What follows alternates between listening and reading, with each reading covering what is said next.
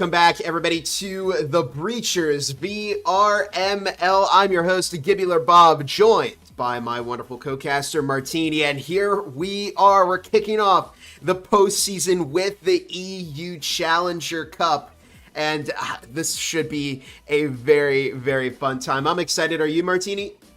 I'm excited. You know, I always love seeing the Challengers Cups, right? This is the wild card choice for the 8th place. I know it doesn't sound like a big deal because it's 8th place in the top 7, but I think it's exciting. It's allowing the community to say, hey, you know, I don't care what happened on the ladder. I can still fight for my, right to be able to play amongst the top 8 and get that, those finalist skins, get to play in those playoffs. Just exciting stuff. Yeah, it's just like Martini said, these teams are competing right now for that 8th spot. Currently, we are in the EU half of the VRML, and the way it's going to work is we're going to have several rounds. Matches are generated each round, and whoever wins, they're going to gain a point. Whoever loses doesn't get a point, and then we're going to keep going down the ladder until we've got just 2 teams standing, and then whoever are those 2 teams are going to play in a best of 3 tomorrow at the same time, and that will determine who is going to be that 8th spot in the EU Breachers VRML finalists. Well, I guess, they're going to go to the closed qualifiers next week. But same formula for NA, and yeah, there's a lot on the line here. This is these teams' last chance to make it into the rest of the postseason. So there's quite a few of them. Only one can walk away as the true winner and make that 8th spot.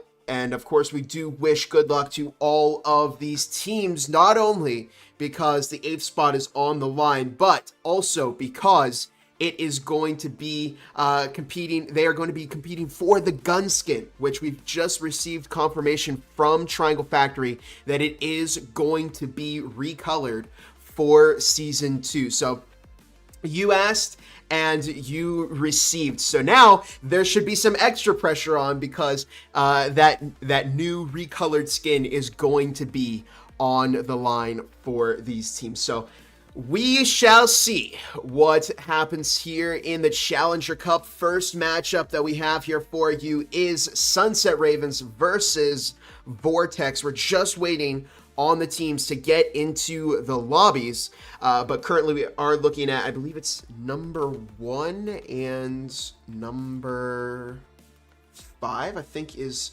number 1 and number 5 is the placement for these 2 teams here. And looks like we are just about ready to get started, waiting on one more from Sunset Ravens. But if we take a look at the matchup data here, Martini, we do see the best performing map for Sunset Ravens is going to be Hideout. 90 rounds played, 58% of them won. Vortex, they've played 28 rounds on Ship, and they've won 61% of those rounds. So, I mean, really, it could go either way here in this first matchup. I mean, I always think that, especially with the new map banning stuff this season, with having, up to 4 or 5 maps, it's a really big choice, right, on which map you choose to ban, preventing your, other team from getting one of their best maps, and which maps you choose coming into these games, right? If I were on Vortex, I would consider, hey, playing against Sunset Ravens, what maps can I ban against them or not? I believe they're the away team, right? Correct me if I'm wrong, but that's usually the away team. They're able to make that choice on banning it, and that's a really big deal. I know, I think I played a couple teams once, and one team was like, it's not really a big deal to ban, and I'm like, you're kind of, being the away team, you get an advantage because you get to choose the ban. You get to, like, a huge choice in which maps don't get played at all, and I think people don't realize how big of a deal that is. I know it's not a big deal when you have 2 teams that are so closely matched on all the maps, but that's not always the case. Some teams definitely are a little bit better at certain maps versus others. Yeah, absolutely. And without further ado, let's get started with our very first matchup of the EU Challenger Cup. we are going to Hideout.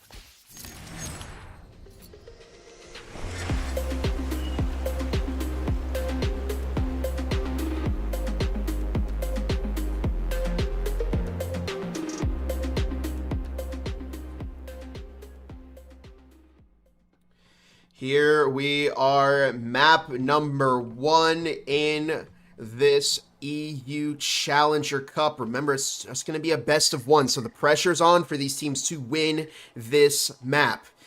We see Vortex starting off on the offense as Sunset Ravens taking the defense. Quite a few Spectrals across the board, except we see Quinn running the Taurus and David using the Cyclone as we get into round number 1 here. I love seeing team members use other, I would say, non-meta pistol choices, because I hate to say sometimes pistols get a little boring. Everyone runs the Spectral, but I love seeing when someone tries out that Cyclone because it's a very different choice. But anyways, we're already getting some early action now as it's, set up the breach on that roof, but a very common setup, for Hideout. And it looks like they are going to be moving in through that little back area in that bedroom area, potentially going in for a B push from the Vortex team. And it looks like there's already early shots coming out from Adam there on O or OD, the eyes. Yeah. I guess OO is what we'll do. And we see Blaze foaming that Site B wall. Interesting. They're going for a bedroom push onto Site B. Instead of, I think what we usually see, the conventional play here is to go for that bathroom push onto Site A. But we'll see how well they can execute this push here on Vortex. They've already lost one player. That frag doesn't quite go where Blaze wants it to. And we have 2 minutes on the clock here in round number 1. Blaze holding that EMP as Vortex looking to make a move here onto Sunset Ravens. Adam picking up quite a bit of damage, but David making use of that Cyclone, finding a couple of tags onto Blaze. There's just a minute 45 here in round 1 as the push has kind of fallen to a standstill. Blaze picking up quite a bit of damage from that Cyclone. And we're actually seeing quite a bit of power coming out from that Cyclone, which, hey, it's not often used as much as the Spectral, but personally, it's my weapon of choice to use here on pistol rounds. Yeah, definitely the action has slowed down. I thought it was going to be kind of a faster pickup here, but it looks like they kind of ran into a standstill here between the two teams. I think going for a rotation now as Blaze and Quinn are switching over to A site. And it looks like it might be the pushers. There's only one person on A site. Quinn swings it, able to knock down Winterwolf with that Taurus to the face. And now 2 players coming in from Sunset Ravens trying to help them out, but it doesn't work out as David shuts it down with the Cyclone with the frag coming out. Nothing really coming. Oh, never mind. Quinn taking a lot of damage there, and York Pud Muncher getting a little shot off on Snoopy there in the back end. I don't think they're ready for that. Never mind. David able to get a shot off on Quinn now. All coming down to York Pud Muncher. That's a really long name. But it looks like David and Adam are swinging this one out, and it does not work as Paul finishes it up on the back end there. And round 1 goes to Sunset Ravens. And it looked like they had pretty good control of that site the entire time. Really kind of forcing Vortex, to slow down to a halt, really. And then when they went for the switch up, it was actually a smart move from Vortex to send, I believe it was it was one of the Quins. We've got 95 and 94, take your pick. But whichever one ran the Taurus went in there, actually took out the Sunset Ravens player on the bomb and cleared it out a little bit. But in the end, the site retake worked out better for Sunset Ravens, and now they're going to use that round 2 Vezin to, well, we'll see. They could build up a lot of momentum for themselves here in this first half. Honestly, I think Vortex might have been able to make that last round work if they maybe pulled off a little bit sooner. Once they had that site take, they were able to maintain site, hold it, and even get that plant off. But I don't know if you noticed, it was when those 2 players came swinging in.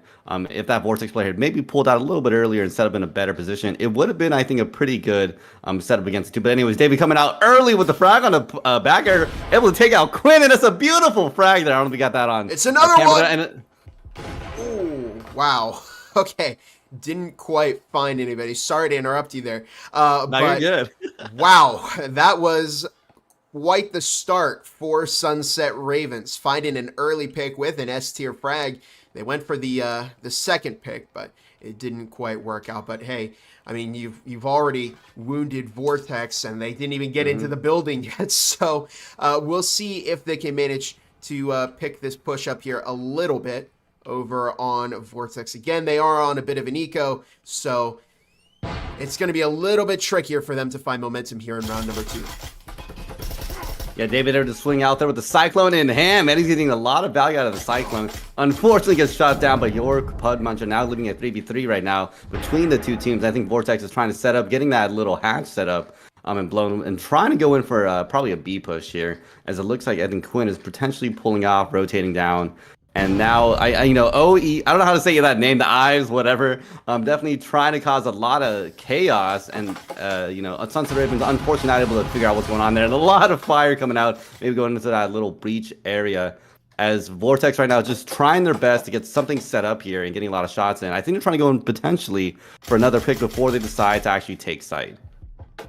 With just a minute and a half on the clock, we're again seeing a bit of a delayed push from Vortex, but they do still have a decent amount of time. However, Adam, that Vezin user over on Sunset Ravens, may throw a wrench into their plans, as the wall has been opened into Garage. Winterwolf now looks to play center of Site B. Adam dropping 0-0 with that Vezin, as it's now a 3 versus 2 with a minute left on the clock, and Vortex again slowing down to a halt here, as they've only got 2 players left alive and 50 seconds left on the clock. They do have possession of the EMP here, but it looks like they are just getting held out by Sunset Ravens once again. Yeah, right now it's a 2v3. I think it's very much possible considering that health economy, but never mind. Adam just got that syringe in hand, and they do have a lot of value with that Vezin coming out here. And Quinn getting knocked down by Winterwolf with that Taurus, but they're there for the refrag with York Pudmuncher. I mean, York Pudmuncher has been able to get some shots in for the Vortex team, but playing still aggressive. 20 seconds in the round. I'm surprised that they're going in. I don't know, moments like this, do you consider, should they go in for the save? Should they just never mind? Adam gets that shot off on the York Pudmuncher, giving another round in the pocket for Sunset Ravens here.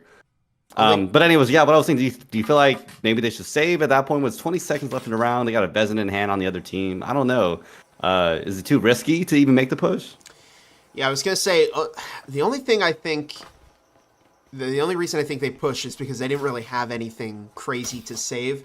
They were going to go for that Spectral. I think maybe they had some breaching foam, but yeah, I guess they're going to go for the buy here. You know, if you kept a Spectral going into this round, that's an extra 500 that you don't have to worry about.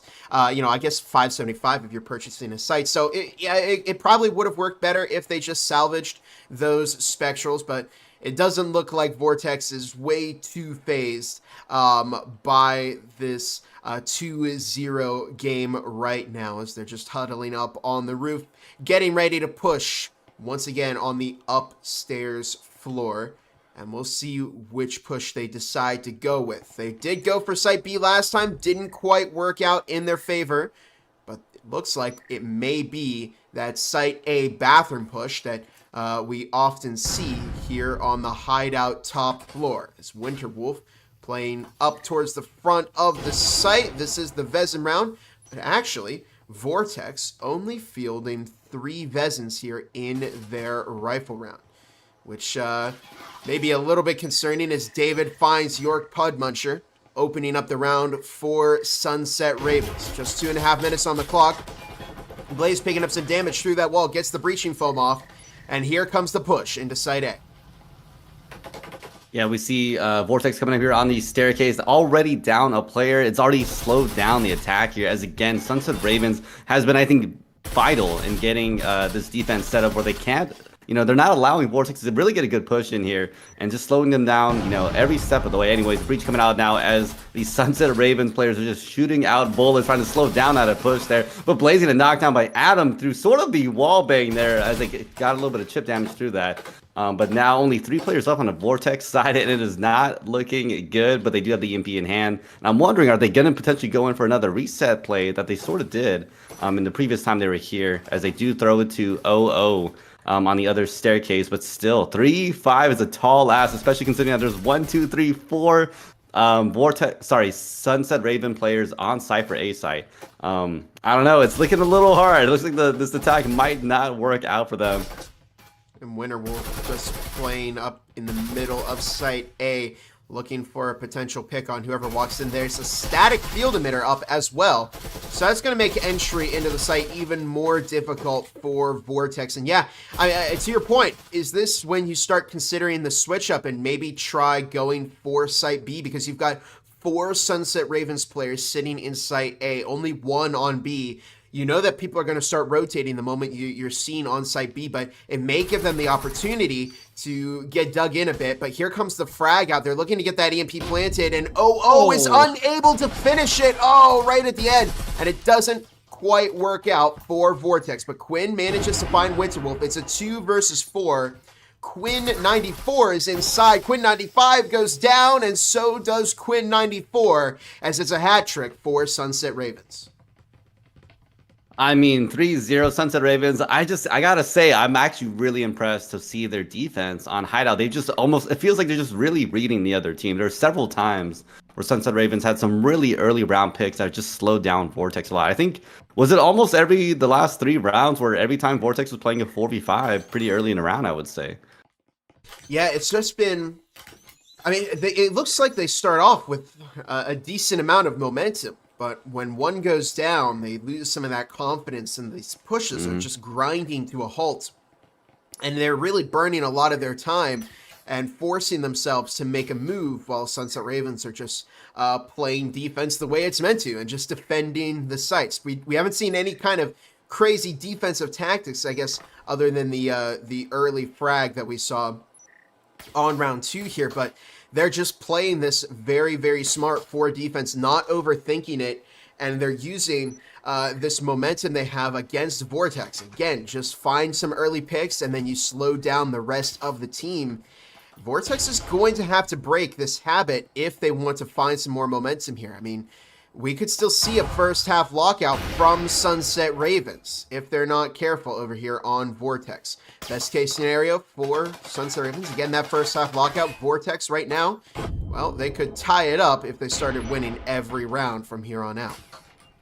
Yeah, definitely a hard start for Vortex, and considering that this is them on the attack, they gotta make this work out, because that defense is just not going to be as forgiving for them as this attack side. And I mean, unfortunately for them, Sunset Ravens has just been doing such a good job holding them down. It was shots coming out from David. They're almost knocking out York Pudmuncher. I mean, 8 health left in the pocket, not looking good, clinking some shots in, but there's been a lot of early damage, as we can see already, for the Vortex team, as 2 players are about half damage for both of them. And again, this is what I'm talking about. Sunset Ravens just able to get a lot of good value early on in the round here. And it looks like we are going in for the hatch breach there on B side. Never mind, Paul on the outside knocking out Quinn, as they were not ready for that window check. And again, this is now a 4v5 for Sunset Ravens. I don't think we've ever seen it where Sunset Ravens wasn't at least either even or up a player against the Vortex players, and that's been giving them a lot of value. And I think another thing I would want to mention too is just honestly the utility usage. We've seen Sunset Ravens get so much value out of specifically that frag, getting early round picks, a lot of damage on the other team, and I don't know, I guess chef's kiss to them. Yeah, the utility game has been very, very important all throughout the Breachers VRML, but specifically in this season as well, as we see David pick up plays. And it's now down to a 3 versus 5 once again, and Vortex just getting shut out before they can even really enter the building. Adam, way overextending, playing up towards the front of Garage, but is not being punished right now as David finds OO, and it's now just down to Quinn 95, who's got to make some use of that Taurus if they want to secure this round for Vortex. And I mean, you're in a 1v5, and David is just swinging out. They heard the grapple, and it's a 4-0 game for Sunset Ravens. I mean, at this point, Martini, what do you have to do if you're Vortex to start finding some momentum over Sunset Ravens? They're in this weird kind of economy pattern where they can't really field 5 Vezins ever. Yeah, I mean, even like, so I always consider that round 3 to be kind of that Vezin round. Even in that round 3, I don't think we saw the full team. I think you called it out that only 3 players had the Vezin up. And I'm wondering, you know, is this more of an economy problem that's going on? Or is it honestly just they got to mix up some of their strategies? as I keep saying, like Vortex is just, I think maybe Sunset Ravens kind of knows what a very common pushes are, what they're expecting of the other team because they've been able to get a lot of value early round. And I think maybe for Vortex, that's gonna have to force them. Hey, they got to mix something up. Because if the other team is getting so much value early round against you, I think that's honestly them being able to read you pretty well.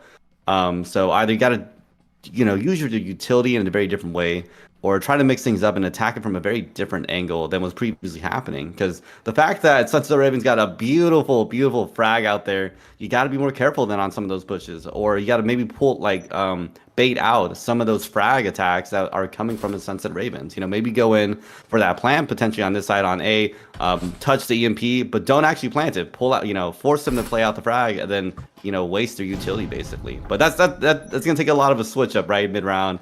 But we'll have to see. We'll have to see. I think it's potentially salvageable. We've seen picks from Vortex. It's not like it's all 5 players up on the Sunset Ravens side, right? For the past couple of rounds, yeah, we have actually gotten to a couple. Oh, really? Never. Five players on Sunset Ravens. When they're even, it's we've seen picks on both sides. When the economy absolutely is even. We have seen picks on both sides of Vortex. Yeah, some of these rounds have been getting very close against Sunset Ravens, but ultimately, they're just struggling for this pace. But this could be it. Although there's a frag toss, that's going to take out York Pudmuncher. S-tier frag from Snoopy's Winterwolf cleaning up too. Quinn94 finds Winterwolf, looks to rotate back through into the family room balcony, but that EMP wasn't planted. And this is going to hurt them once again on Vortex as, well, they don't have the EMP, and it's a 4 versus 2. And that's exactly what I'm talking about. That was a beautiful frag, but sometimes you got to bait anyways.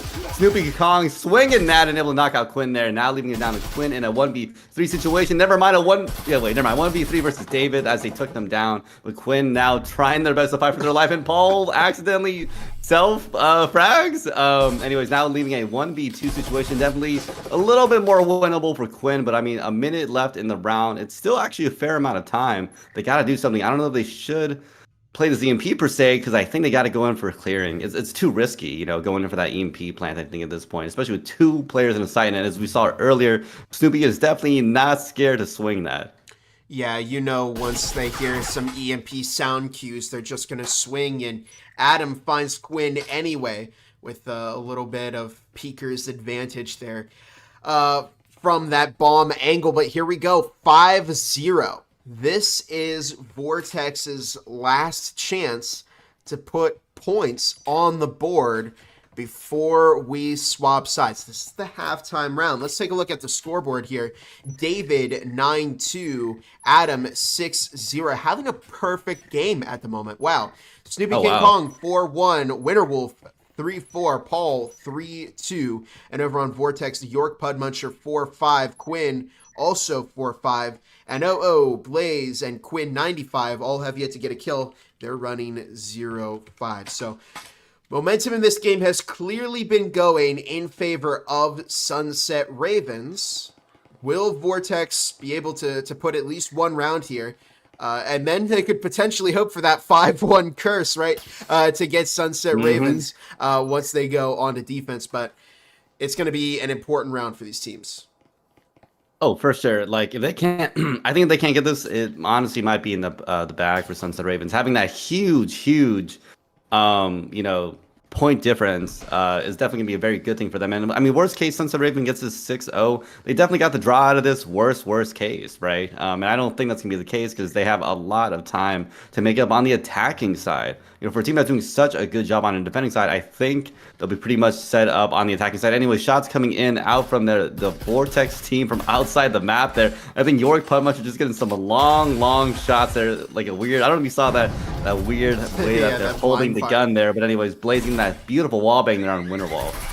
And Blaze really on the move here, taking out 2, looking for a third, and finds the third on Paul. What is going on with Blaze? Quinn finds David. It's now just down to Snoopy, who drops 2, and Blaze steamrolls a path through for Vortex, making this a 5-1 game. What on earth was that, Martini? What? I think I think they made it work out for them. I think Sunset Ravens, they were so expecting Vortex to play the same exact way that they've been playing, honestly, the last 5 rounds. As we saw, like early shots coming in from Vortex from outside that site there, they're probably getting distracted. I got distracted because I was focused on that too. And then, sending in a player, I think Blaze coming in through another angle they were just not expecting. And that worked out perfectly for them. It almost felt like a steamroll as the team was slowly coming in, knocking out all the Sunset Ravens players. And I'm still in shock, to be honest. I did not think it would play out that way. But hey, this is exactly what we talked about. This 5-1. Can they use that 1 point difference to hold themselves over while they're defending? Yeah, I honestly think they hurt us. And wow, I mean, yeah, this is an important moment for Vortex because they put their first round on the board. They prevented that first half lockout from Sunset Ravens. Now, I mean, it's even here. Both teams on the pistols once again. They've got 900 across the board to start this round. So realistically, this is Vortex's best chance to turn this game back around and start giving themselves momentum here on their defensive half. So this is gonna have to be a win for them, because if it isn't, it's gonna be that 6-1 game from Sunset Ravens. A frag is tossed. Quinn finds Winterwolf as 3 Sunset Ravens players in bar. York Pudmuncher goes for the swing. 2 are dropped. As, oh my goodness, David finds a second guess refrag by OO, and it's now just down to Adam in a 1 versus 3 against OO, and Blaze finds OO, and now it's just down to a 1v1 versus Blaze. Oh my goodness, Blaze coming in here trying to hold this down as Adam is trying their best to swing back and forth to force a confusion here. But Blaze is able to see right through that and get the shot out. And oh my goodness, I do not know what is going on. But Vortex has decided, hey, we're going to lock in and get a couple wins here. I mean, I don't know. I was really kind of swinging for the Sunset Ravens side here, but I think Vortex, I don't know what happened. I think maybe on that last 5th round, they said, "Hey, we heard the cast. We hear what's going on in the stream. We gotta lock in. Just lock in and just. I got this. Yeah, I mean, we're seeing a completely different Vortex, aren't we? Compared to how the first 5 rounds of this game went, and the sudden, the quick turnaround here in the previous 2 rounds. I mean, they are playing aggressively, and they're really throwing off Sunset Ravens. I mean, you saw it came down to that 1 versus 1 in the previous round, and it didn't work out for Sunset Ravens. This is going to give Vortex that round 2 Vezin for Blaze to use, and honestly, yeah, give that to Blaze because Blaze was going crazy with that earlier. But here we go. There is still 3 rounds left before Vortex ties up with Sunset Ravens. If Sunset Ravens wins 1 more, it's going to be that match point for them. As a early frag from Vortex catches quite a bit of damage onto Snoopy King Kong. It's another eco for Sunset Ravens. Will they be able to turn this eco round into a full-on win? Yeah, we're definitely seeing a very different defensive style compared to Vortex, right? Sunset Ravens able to get a lot of good early round value here. Vortex a little bit slower, playing a lot closer to site. I think there's like everyone's anchored on site. Never mind, that trip eye comes out, it gets a lot of value there on Snoopy Kong, and I think York Pudmuncher coming out into the room here, able to get some shots off on Adam now versus trying to take out Winterwolf, and never mind, they get a 2-piece there. I did not believe, almost getting a 3-piece on Paul, but I mean a 4v2 is definitely a lot better of a setup here. Looking very good for the Vortex team, but no, David on the back end, but getting refrag from Blaze, now leaving it all down to Paul with 23 health in the pocket, and the EMP not in their hand. It's not looking great, but never mind, it's just not looking great for these Sunset Ravens teams at this point. Yeah, I mean, wow, another great defense here from Vortex. They've really turned this game around so much, and we're just seeing, I mean, Sunset Ravens, they really fed York Pudmuncher quite a few kills there, at least 2. If you're in that situation, it's better to stack up and I would say go for the double swing, so that way you can at least force York Pudmuncher to pick 1 and then go down to a refrag. But yeah, they're just not quite there on the coordination, and we've got a 1 versus 3 with 1:10 left on the clock. It's just down to Paul on 23 health. I mean, they've got a frag, they've got a smoke. Do you save and give the Spectral to somebody so they can play support and then push for Mm. Vezins next round? That's kind of where I'm heading with this I push. mean, looking at their economy, I feel like they're still in a pretty solid. Oh my goodness, the beautiful frag, almost getting some value there, but doesn't quite work out as Paul comes in, deciding to swing it. And I don't know, doesn't work out as Quinn gets that shot off. And yeah, one of those moments, I feel like, especially considering the health difference, it's hard. I always feel like doing a second round save is kind of iffy. Because a lot of the teams by then tend to have money to buy Vezins anyway. So here's the thing: even if you save money up, you're not going to rebuy a Spectral, right? You're just going to buy your Vezin out anyways, and usually going for the full buy here. And that's kind of what we're seeing, right? A lot of the players. Never mind. Never mind. I think we're seeing a full team buy at this point from Sunset Ravens, but it's just I normally wouldn't. I think I wouldn't go in for the save at that point, knowing that you're gonna have money for Vezin anyway. So you're not really saving. Does that make sense? Because if you save, the Spectral doesn't really matter because you can buy other stuff anyways. Um, yeah, I don't know. But they did have a lot of utility, so there's something to say for that. They would have saved 500 probably. Yeah, I just think maybe it would have worked out if they get to bring an extra frag, a smoke, and then a Spectral. So somebody can play support using the Spectral that they save. They save 500 and then they're able to buy utility and attachments for the rest of their team to use here on a push. See, because Sunset Ravens, they're going to be going into this round with a drone, a breaching foam, and 2 frags, which I guess it's certainly util, but it's probably not the abundance of util that they may want for a push like this. Now, they do have 5 rifles up. One is a Cadillo, but it still does have that one-shot potential if used properly. So Sunset Ravens could turn this around and make this a 6-3 game. But I guess where I'm going with this is, you've got time, you've got rounds above Vortex. It's okay to trade around if it means you get a little bit of extra firepower to use in the next round. But yeah, I mean, considering that one player had a Cadillo, they might have been able to save that extra 500, maybe pick up that Vezin, right? Yeah. So it's definitely a tough call to make. We're obviously talking about this here in the spectator client when you can see how many people are alive and all the stats and data. So the call might be quite different from the people actually in the game, and we'll see if it worked out for Sunset Ravens as we're now on to round number 9 here, and it's a 5-3 game. Paul laying down some suppressive fire. I think the EMP is on that chair, but there's the frag. It's tossed out. But it goes a little bit too far, and it doesn't take out Snoopy King Kong while they're going for that plant. Quinn is shut down by David as Winterwolf finds Blaze. This could be what Sunset Ravens needed. Beautiful attack here as they knocked down 3 players on the Vortex side, but able to get a shot off on David there. Now a lot of shots ringing out there from Winterwolf on the back end. Did they get the MP off? They did. So at this point, they just need 40 seconds left to hold it down and get that round win. And I mean, 4 versus 2, definitely looking in a really good spot for these Sunset Ravens players. But now having to check out a lot of different angles here. Snoopy is on the staircase, getting shots off, and the Cadillo is coming in from the window. Is definitely shut down and shot down by Snoopy Kong there. And now York Puncher also facing the same thing.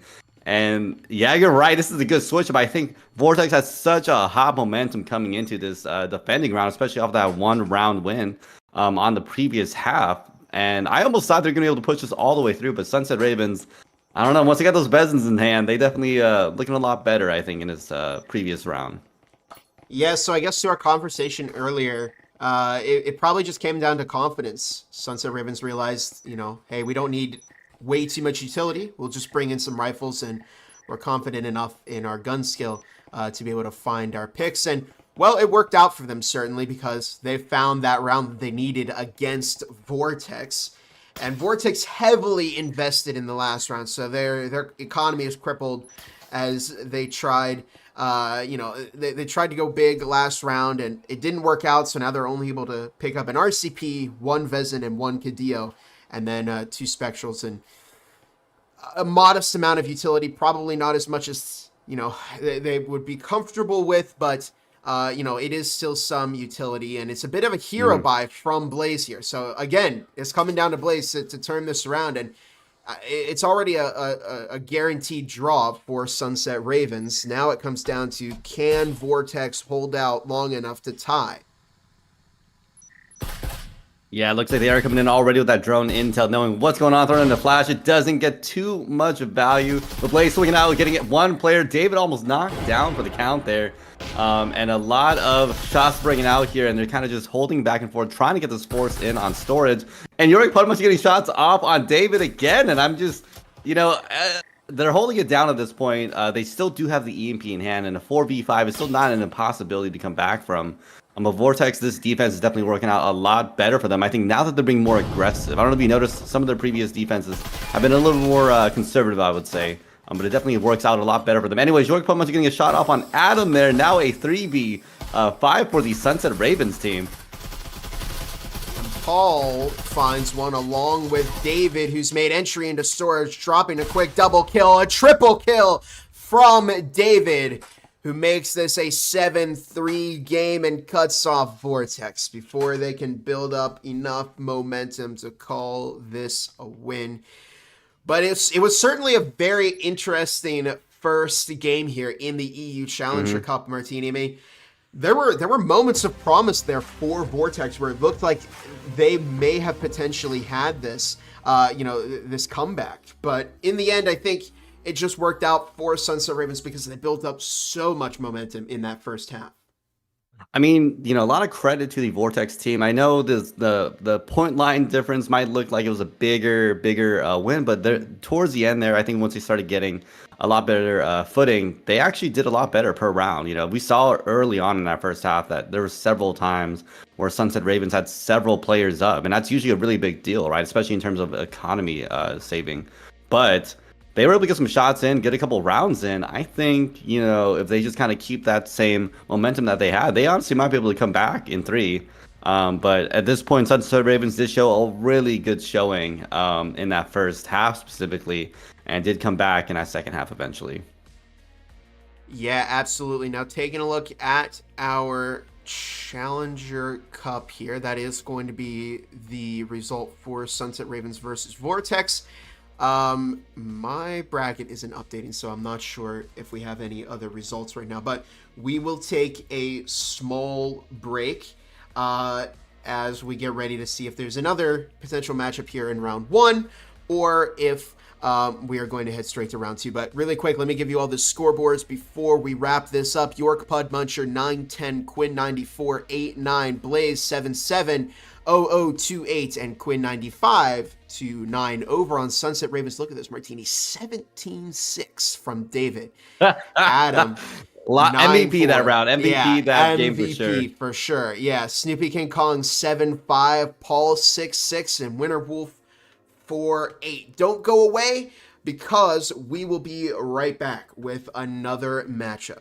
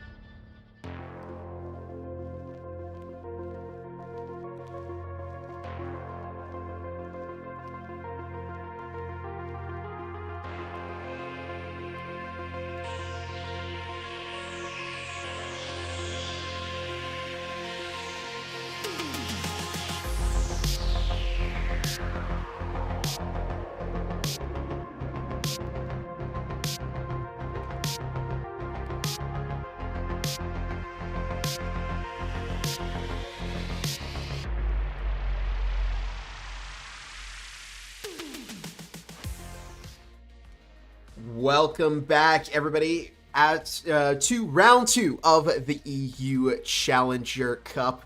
Once again, I'm Gibular Bob. I almost called myself Martini. Martini's my co-caster here.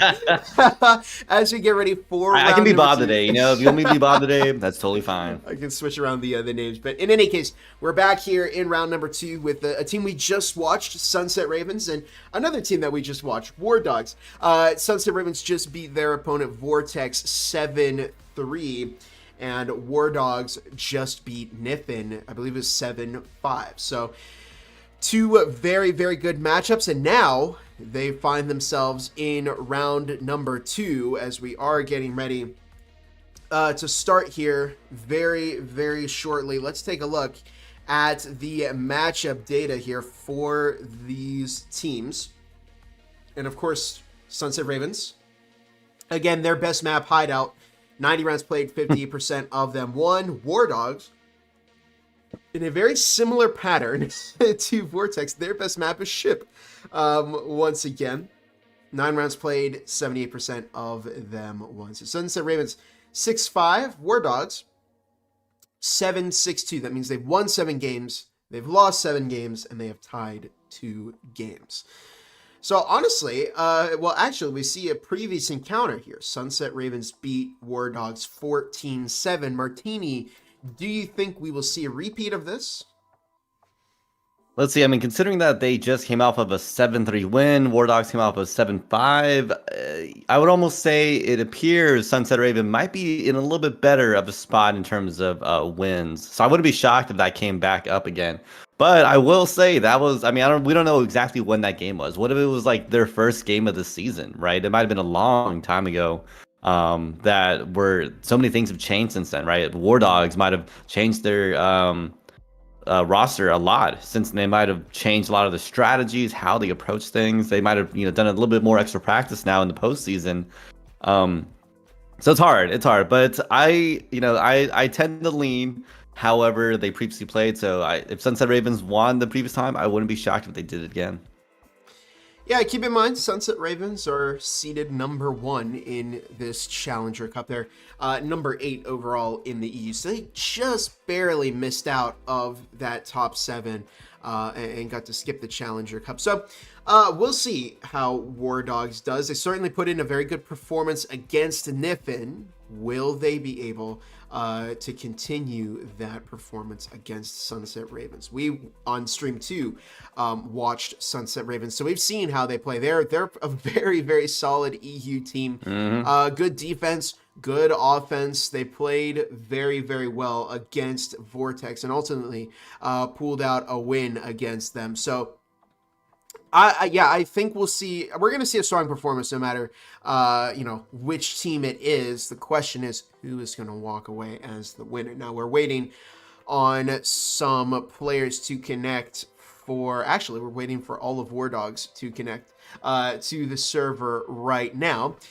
But in the meantime, I guess we can talk about some of the sponsors that make the Breachers VRML possible, starting off with Triangle Factory, the developers of Breachers. They've sponsored the Breachers VRML ever since the preseason, and they are, again, treating all of the players to a recolor of that VRML finalist skin to kind of differentiate it from the Season 1 skin. So, big thank you to Triangle Factory. Of course, they are contributing to VRML Con as well, which will occur on the 20th and 21st of July. So big thank you to Triangle Factory. Next up, HyperX. And you're hearing both my voice and Martini's voice out of the HyperX Quadcast S with an amazing sound quality and a very, very nice tap to mute feature, which is very helpful if you are a caster or, if you just like to have your mic muted in general. Now, they do have a code which helps you get 15% off MRSP off of fully priced HyperX products in North America. That code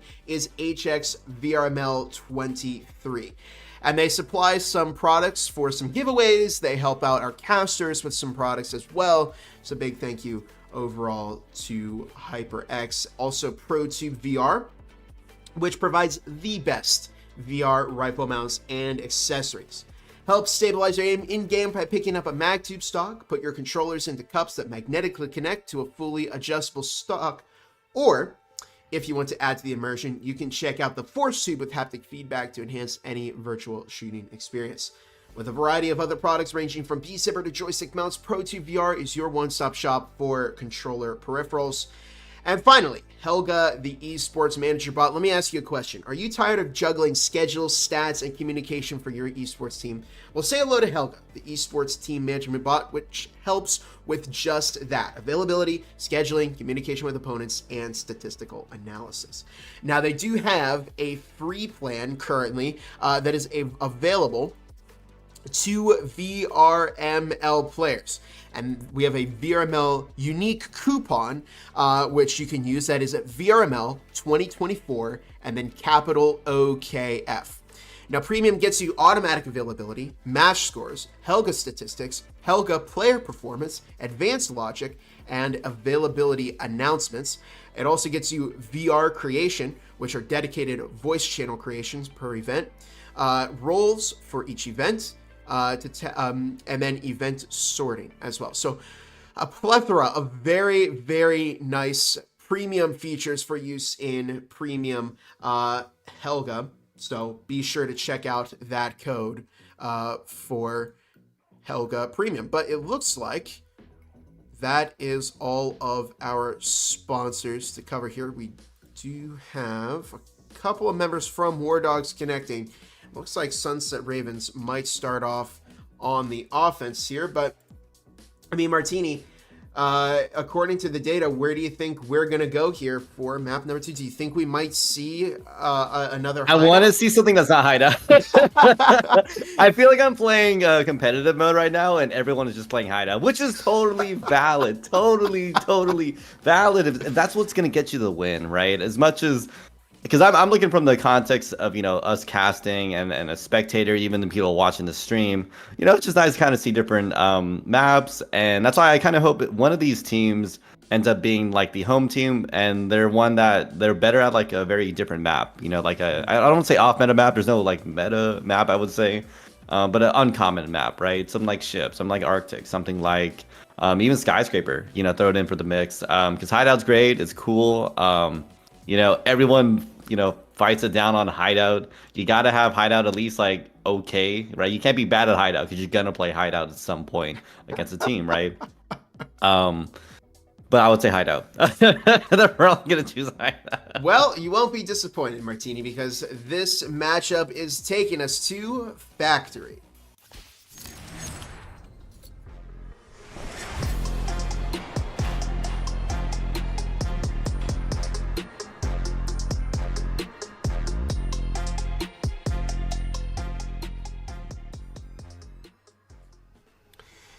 Here we are, round number 2, and a matchup between Sunset Ravens and War Dogs. Sunset Ravens, of course, starting off on the offense, War Dogs on the defense. Now, Martini, we didn't get to see way too much Sunset Ravens activity on offense in the previous game. They stuck to their defensive half first, and then they cleaned up the last couple of rounds on offense.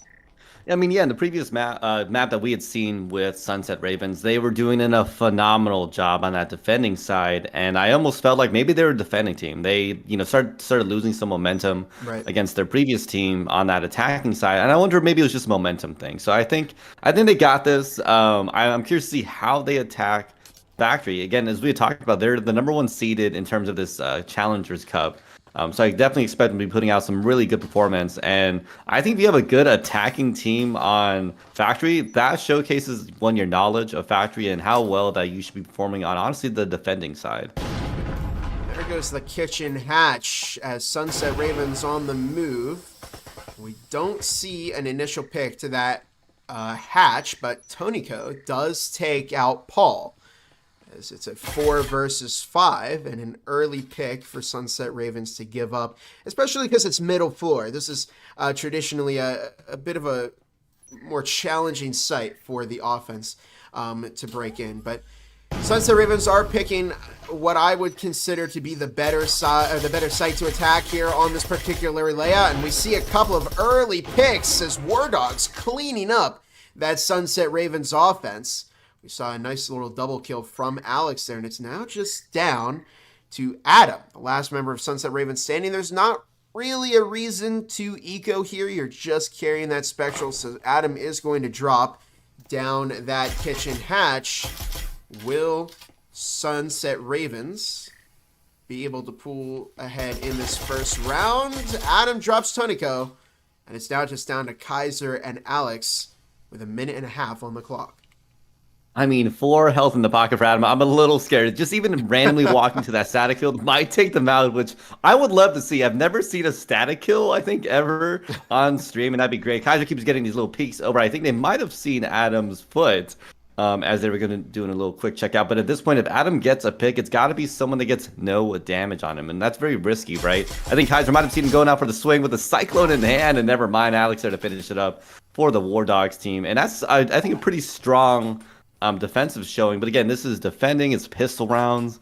There's a lot going on, but Sunset Ravens, I don't know, it was crazy. I don't remember. It was about like I think midway through the round, they were just getting knocked down left and right. The Wardogs team, did such a good job, I think, defending that site. But you made a good point. That is definitely a site that's a little bit harder and kind of trickier for the attacking team to actually come in and hold down. Yeah, and we'll see. Maybe things will change as we get to the top floor here for Sunset Ravens. They'd certainly like to put some points on the board here in their first half. And this could potentially be a Sunset Ravens win. Now, War Dogs have invested, but they've only bought 2 Vipers, which... this is an interesting choice to me, because typically you see somebody go for that round 2 Vezin. Now, I'm assuming they're confident that they can make they can have that Viper player make things work, but this is definitely okay. Now they're switched off of the Vipers. Interesting. So they're going to go for a lot of Cyclones. A double eco, 2 Cyclones, 3 Spectrals, and 2 healing surges. This is an odd second round loadout, but I don't know. I could potentially see this working against Sunset Ravens. I can see it working. Definitely some very different choices. A lot of utility, I would say, coming from War Dogs. Instead of, to your point, a Vezin buy. A lot of teams, if they do really well and they manage their economy well, they might be able to pick up a Vezin in the second round, especially after a first round win. So I'm curious to see what is going on with the War Dogs team. Anyways, they come in, David's swinging on that. Now the whole team coming in, knocking out another player in that lockers room. Now leaving a 3v5. Never mind. CB Wills comes in and gets shot out on, Winter Wolf. I can't talk. It is now a 4v3 setup. Now they got the breach coming out from Sunset Ravens. They are moving fast on this attack here. And David gets picked off by Alex as it's now a 3 versus 3. Sunset Ravens had a good start to this, but a frag is tossed. It's a double frag, and that's going to find Snoopy King Kong. S-tier frag from 4 Russell. But it is a 2 versus 3. Adam dropping 1, dropping 2, and it's now just down to Alex, who's got to defend against Adam and Paul. Paul watching that hatch, and Alex may get caught here as Adam retreating into lockers. The EMP, there's 45 seconds on the clock, and here is the really tough part for Alex Martini, because Paul, you see, has this hatch angle, and it's perfectly on the EMP. So the moment that they hear somebody, touch the EMP, they're just going to immediately swing. They've got the better angle, and really there's not much that Alex can do here with a limited amount of time. The EMP is going to defuse, and this is probably worst case scenario for War Dogs, I'd argue, because they've lost the round and they've lost both of their heals. They gave 2 heals up to Sunset Ravens for free, and now they don't need to invest $450 into those. That's rough for them. I mean, good strong round. I mean, Sunset Ravens on top of that, getting that EMP plant, another extra 200 points for every single one of their players. It was just a strong economy round in general coming out from these Sunset Ravens players.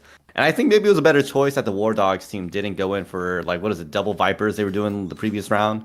I was hoping they'd have a little bit better economy, but it's weird.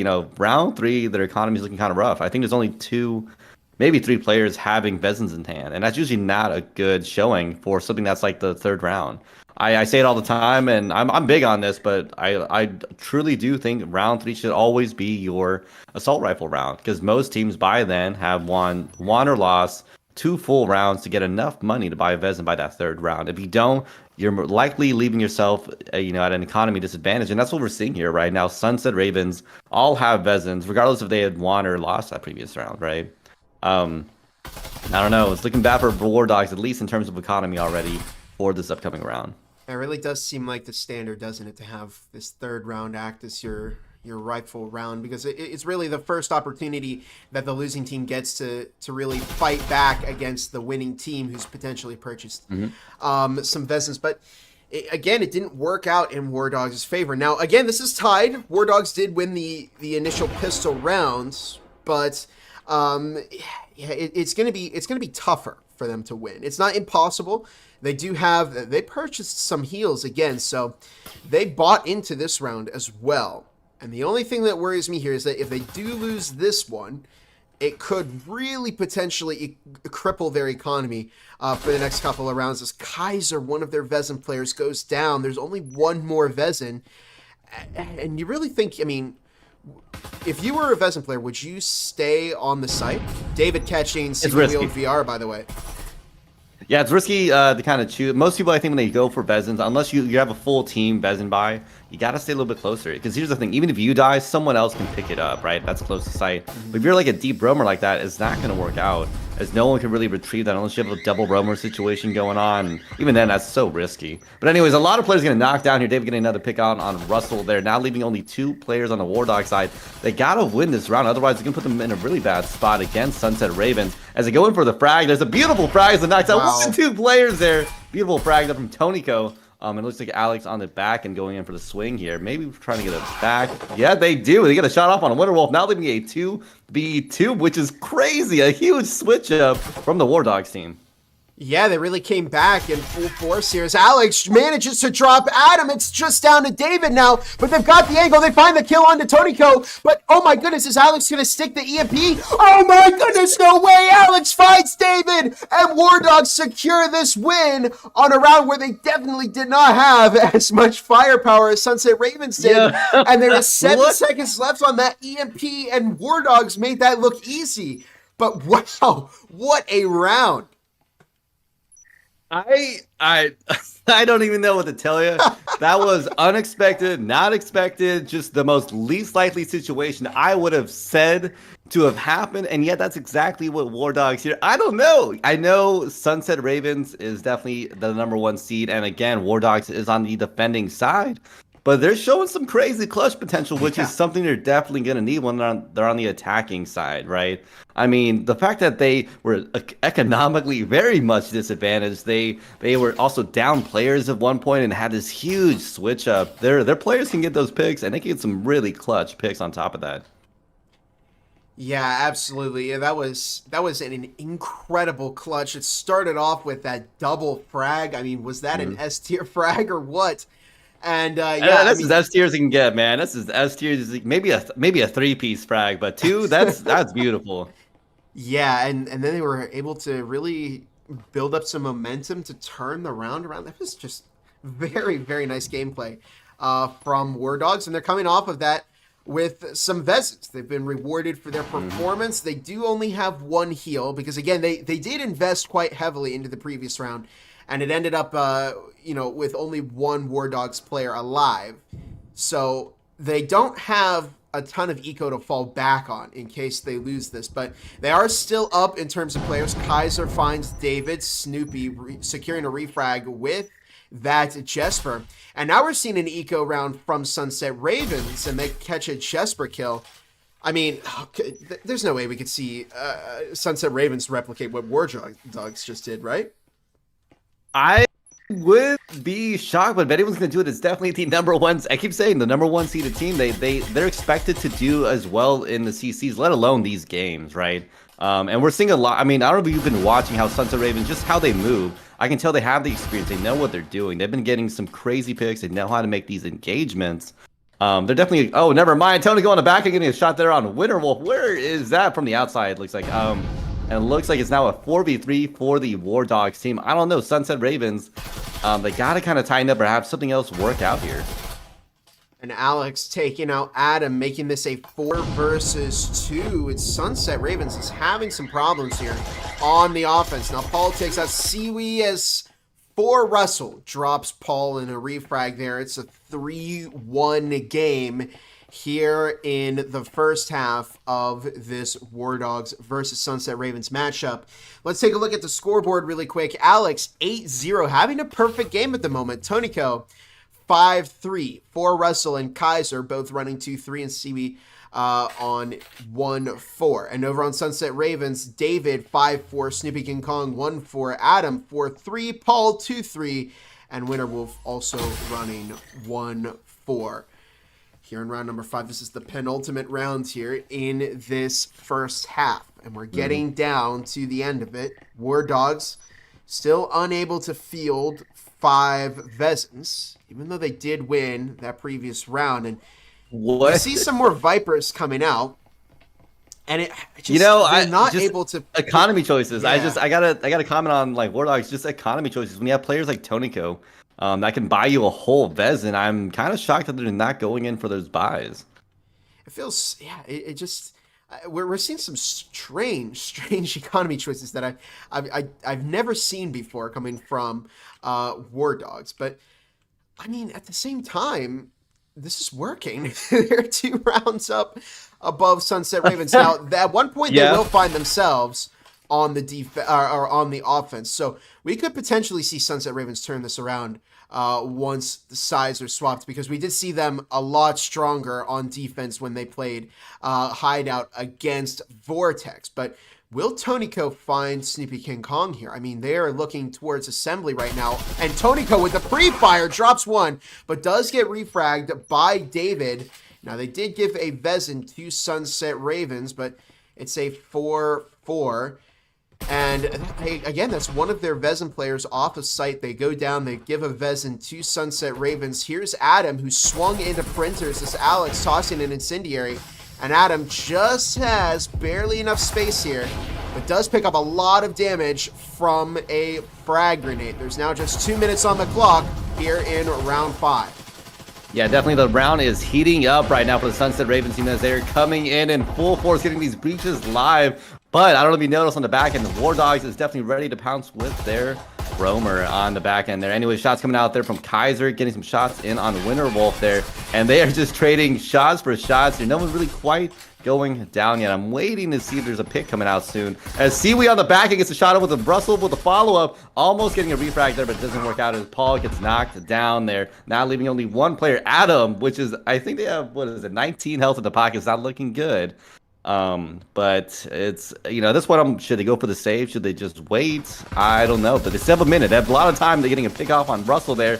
Now seeing another player in the back there, but I think Alex is definitely aware that they have the player there. So Adam has fired their gun. They now know where the last Sunset Ravens player is over on War Dogs. There's less than a minute, but Adam finds a pick onto Kaiser, and it's now just down to a 1 versus 1. And this is a big moment for Alex, because they could potentially find this round win here and continue War Dogs' momentum, or Adam could start turning things around for Sunset Ravens. There's just 40 seconds left on the clock. Adam doesn't have possession of the EMP. Alex is sitting right on top of it. I just realized that. Oh my goodness, this could be really, really bad for Adam as they're looking to make their way. Oh, they think that they're in control room. And Alex is in museum, sitting right on top of the EMP, and Adam had no idea as Alex finds the kill, makes us a 4-1 game. And I don't know, Martini, for as much as we are talking about how strange these strategies are from War Dogs' eco, weirdest ones ever. I gotta say it right now, weirdest economy choices I've ever seen a team do at such a high competitive level. I'll definitely say that, because I've seen the weirdest economy choices across the ladder, all over the place, pubs, whatever. But at a high level, I mean, these are teams fighting in the CCs. It looks unconventional, I would definitely say. I mean, and to your point, there's several times where technically War Dogs gives kind of a good favor to the Sunset Ravens team. Having a deep roamer that happens to be one of 3 or 4 Vezins on their team and letting them get picked up by the other team. That's usually at least from my NA experience, that's a really big deal. It might swing things in the other team's favor, but I mean, War Dogs, again, their clutch potential is just kind of crazy. Like, how do you count that? Their clutch potential is just working out. But I keep saying this. I've got a theory. How about psychological warfare? Maybe they think we're gonna give them a Vezin. They're gonna get really confident, and then we're gonna pick off a couple of their players. Viper? Yeah, knock them down with a Viper, and then kind of mess with their mental. It Yeah, could that would potentially be mess with me. I'm like, how are you doing that? because they've won quite a few rounds here when they have two players alive with Vipers. And here's Kaiser sitting over in kitchen right now, and they may just find a pick here as we see Paul dropping down into site A, getting that EM. Oh no, Tonico dropping that frag as David may go down here. The EMP hasn't been finished, but we quickly see a couple of kills falling in favor of Siwi upstairs along with Kaiser. The EMP hasn't been planted, and it's a 2 versus 2. And what is this? The defenders are where the attackers should be, and the attackers are where the defenders should be. And the EMP is going to be finished by Snoopy Kong as Siwi dropping down finds a kill. The EMP still hasn't been finished, and it's now just down to David versus Siwi, and David finds the kill to give this round to Sunset Ravens, make this a 4-2 game as War Dogs move on to the attack. Martini, what on earth was that round? Chaos, all out chaos. That's all I can tell you, man. That was there was too much happening. I'm like, what's going on? What's going on over there? This is going crazy. But it was fun. I think definitely a fun thing to see, Yeah, I mean, it's just all over the place. We saw a full stack. They dropped Paul down. The EMP never got planted until the round was over. Interestingly enough, there must have been four people on that EMP trying to plant it in that round, and it just did not work out for Sunset Ravens. But they did secure that final kill, and they made this a 4-2 game. So we know that Sunset Ravens is strong on defense, so we could potentially start seeing things turn around here. War Dogs. Now, what I would say about War Dogs is they had very unconventional defensive strategies. So if they play that way on attack, honestly, I think they could potentially bring this all the way. Well, we'll see how it goes. I didn't quite catch that first match that they had against Nippon. So, I'm not entirely sure how well they play on offense. But, hey, we're going to get our first taste of it here. Yeah, definitely very weird setups here coming out here from the War Dogs team. But hey, it's worked out for them. 4-2 against Sunset Ravens. That's a pretty big deal here. Anyways, some aggressive piece coming out here from the Sunset Raven players. Adam trying to get some potential early round picks. And it's what we saw with them earlier, on Hideout when they played the other map. They are a very aggressive early round team. I think trying to get some early picks, a lot of value on the defending side. And I think that's what we're trying to see here. A lot of wall bangs, a lot of shots, a lot of aggressive peaks because they want to knock down War Dogs before they even have their attack set up. Yeah, now, oh my goodness, Siwi taking out David with an S-tier frag as Kaiser drops Snoopy King Kong. They've developed into site A? No way. It's a 3 versus 5. Tonico and Alex are both in kitchen, along with Kaiser, who swings out onto Winterwolf. Paul goes for the refrag. Adam catches Siwi, but Siwi takes out Paul before going down. The EMP's been planted, and it is a 4 versus 1 as Kaiser, looking to push into the corner, swings out onto Adam, but Adam finds that kill. The EMP is ticking down. Adam's going to need to find these 3 picks and then go for the defuse. But they're in such a tough spot.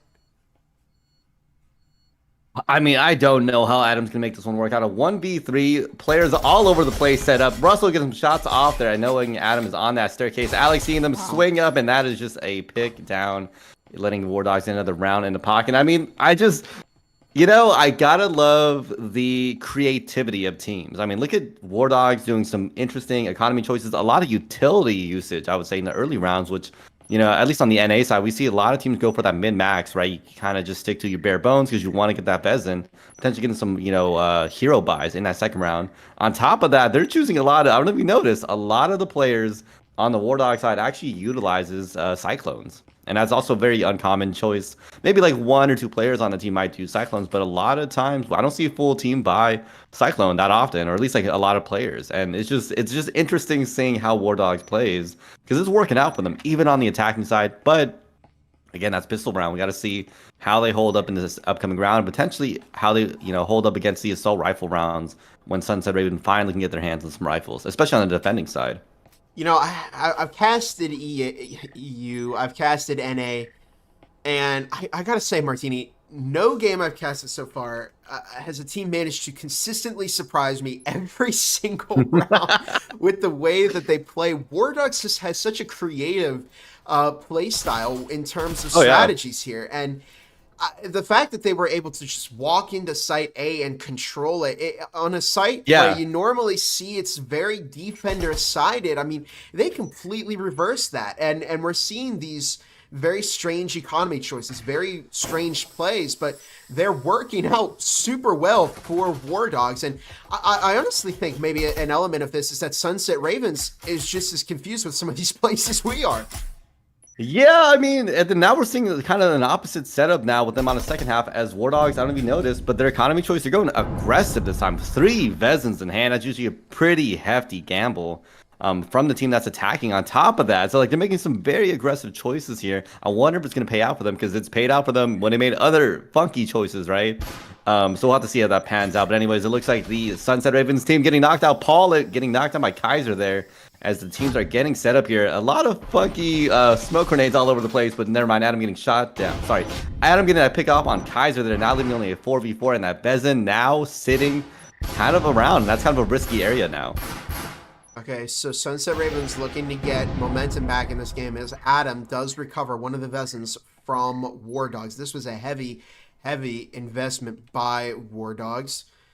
So if they lose this round, it could very well do a lot of damage to them here in the second half. Now we'll see what they decide to do. They've opened up both the Site A hatch and the hatch into Orange Storage. Tonico over in Orange Hallway tosses a frag. It goes way to the back of Workshop, finds some damage tags onto Adam, and there's a minute 10 on the clock. Are they switching it back now? That's looking like what they're trying to do. And Sunset Ravens, they have no idea what this play is going to be, so they're putting 2 people in connector. Adam is now pushing up through the in-between site. There's nobody on flank watch as David finds 1, finds 2. Snoopy King Kong takes out another. It's now just down to 4 Russell, who's going to have to drop that hatch. The EMP is getting defused right now. Snoopy King Kong is going for that defuse. 4 Russell finds 1. Looks for another, but Snoopy King Kong drops 4. Russell makes this a 3-5 game as we start to see Sunset Ravens bringing it back here on defense. Ah, that's the moment I'd be shouting, save, save, save. You have one versus 4. Yeah, you got the Vezin, but they got 2. They have 2 Vezins in hand. They got 2 other players on top of that. Someone's going in for the defuse already. They're not in a power position either. They were a whole side above. They were a whole side apart. They were a floor above. They had a swing, which gives a huge intel to the other team. It was just so many things that were too risky there that I would have been shouting on War Dogs, you gotta save. And I think they should have saved because look at their economy now. It's definitely suffering, and they just gave 3 Vezins now to the opposing team. Yeah, again, for absolutely no money at all. Giving those Vezins to Sunset Ravens is going to be, I mean, they utilized those Vezins in the previous round. They're going to utilize them now. And because they don't have to purchase Vezins, they're going to save a lot of extra money so that if they lose here, I mean, they're also, they're not going to be out of the running by any means because they will be able to field, a couple of Vezins and then some util as well. So, yeah, we may be starting to see that, the creativity of the strategy is outweighed by, the effectiveness of it. And yeah, it could start to hurt War Dogs. I mean, there's a certain extent, you see a lot of strategies commonly used because, well, they work and they're effective. And you can try some different plays, but, if they're not effective enough to, to successfully pull out a win against your opponent, then, you probably shouldn't use them. But in any case, we'll see if War Dogs is able to pick up a round here against Sunset Ravens. They do have pistols. Seaweed is still on that Jesper. And we'll see what they do here in round number 9. Yeah, definitely a big gamble from the Warlock team that did not pan out. And I don't know, I might be switching to the Sunset Ravens now. I think they're having a good setup. A lot of players have a good amount of economy in hand. Anyway, never mind. Tonico getting a beautiful frag in the back there against Paul, now leaving a 4v5. But never mind, David able to get back with that trip mine on Kaiser. They were not expecting that as another frag comes out, but doesn't unfortunately catch anyone on the side. There's War Dogs now probably setting up and prepping for their push into this A site. Never mind, David getting a pick off on Seaweed there. Now leaving only 3 players for the War Dogs team, and it's it's definitely feeling like a very tough setup for this round as things have just not been working out in their favor. Are you just rooting for whichever team starts to win? Yes. I'm a Anyways, caster. We gotta goodness, go with the winning team. I don't know if you just saw that, but Adam, what on earth? It was a triple kill. Adam completely devastating War Dogs' push. What? So Wow. see, Bob, that is the opposite of a caster's curse. It's the caster's blessing. The caster's blessing. Wow. I mean, a 3-piece and no shots back. Just saying, that's impressive. Yeah, that is very, very impressive. And Sunset Ravens definitely turning this around. They're showing us their defensive prowess here against War Dogs. It's one round off of a tie in this matchup. And, we haven't seen War Dogs get that 6th round yet. So, it's not quite a guaranteed tie for them. So they do still have to worry here. I mean, they are by no means in the clear. They're one round ahead, and Sunset Ravens is quickly catching up. Now, they did get 5 Vezins. They've got utility. So this is, one of the most powerful starting loadouts that we've seen from War Dogs so far, where everybody has one of these rifles. Mm-hmm. They've got 2 heals. They've got the utility. Let's see how they approach this, because I'm very, very curious if they're going to be able to find a round here against Sunset Ravens. Yeah, but they're gonna have to. I mean, this considering CCs in terms of like points and in trying to win, you want to minimize losses and even draws really, because you want to be that team that has all those wins. You want to be that 8th place, because at the end of the day, yeah, CCs is great, it's fun and all that, but only one of these teams comes out. So War Dogs is gonna be wanting to fight for this win. I mean, and they're definitely a lot closer, but Sunset Ravens is not that much further off, right? Only a 1-point differential at this point, and they're a strong team. We've seen them do a really good job, especially on this defending side. So I got to see a different strategy come out, I think, from War Dogs this time around, because it just didn't quite work out for them the previous time that they attacked this site. And we are on the bottom floor, once again, workshop and receiving as War Dogs stacking up on the orange side of the map. David dropping CB very, very early in this round. That could hurt War Dogs. Now, Sunset Ravens, this is the same kind of defensive style we saw from them in the previous. Oh my goodness, David responds with a frag onto Kaiser and takes out another War Dogs player.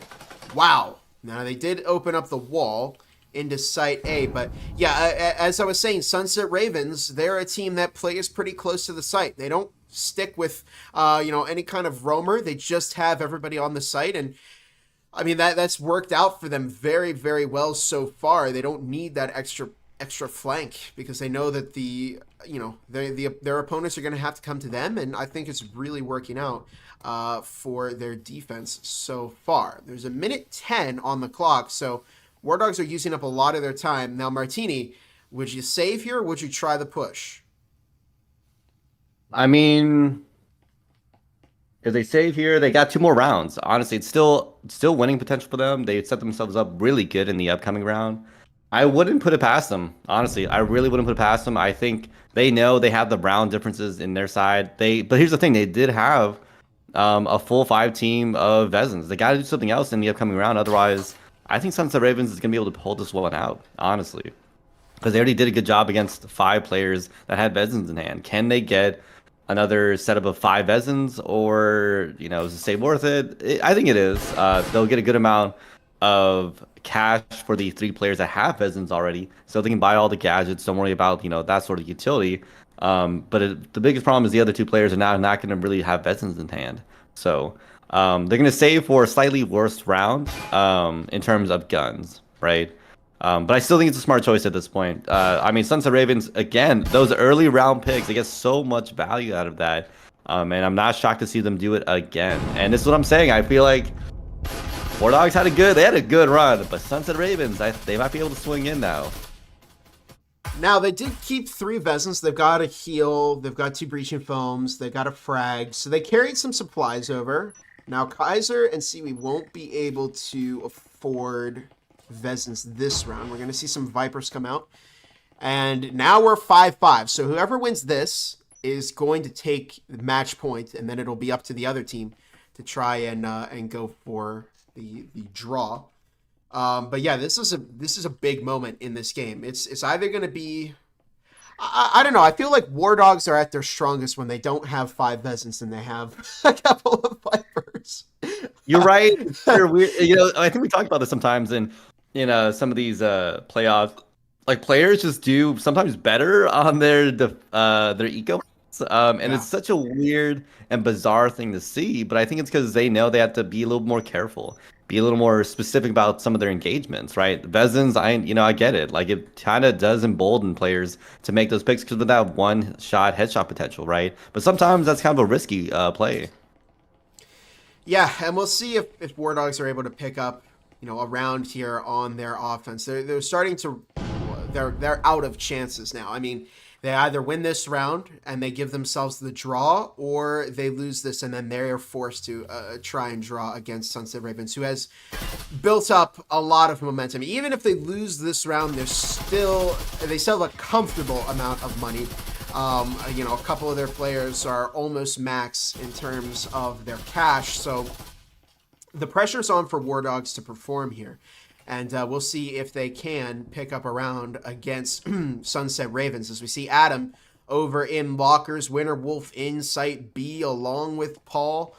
Snoopy playing connector as David taking towards the back of site A. Snoopy is taking some damage through that wall, but with 2 minutes left on the clock, War Dogs are just now setting up their offensive push. Yeah, I mean, look at Sunset Ravens just holding this back now. The frags coming out from War Dogs. They're trying to get a good push in here, but man, David has just been holding that back corner out. But that flash is getting some value, but not too much from the War Dogs team. And Tony gonna be able to get a shot off on David. A big deal now, as that does knock out one of their strong players on the War Dogs side. David has been consistently holding it down. But again, Adam playing very aggressive on that back end, trying to come in for that kind of setup play on around the corner. I'm wondering if they're going to run into Kaiser or not, and I think Kaiser's definitely aware with the EMP plant going off on War Dogs now, but no, they get shot down by Paul. The picks are coming out, is going back and forth, now leaving only 3-2, but that does favor the War Dogs team.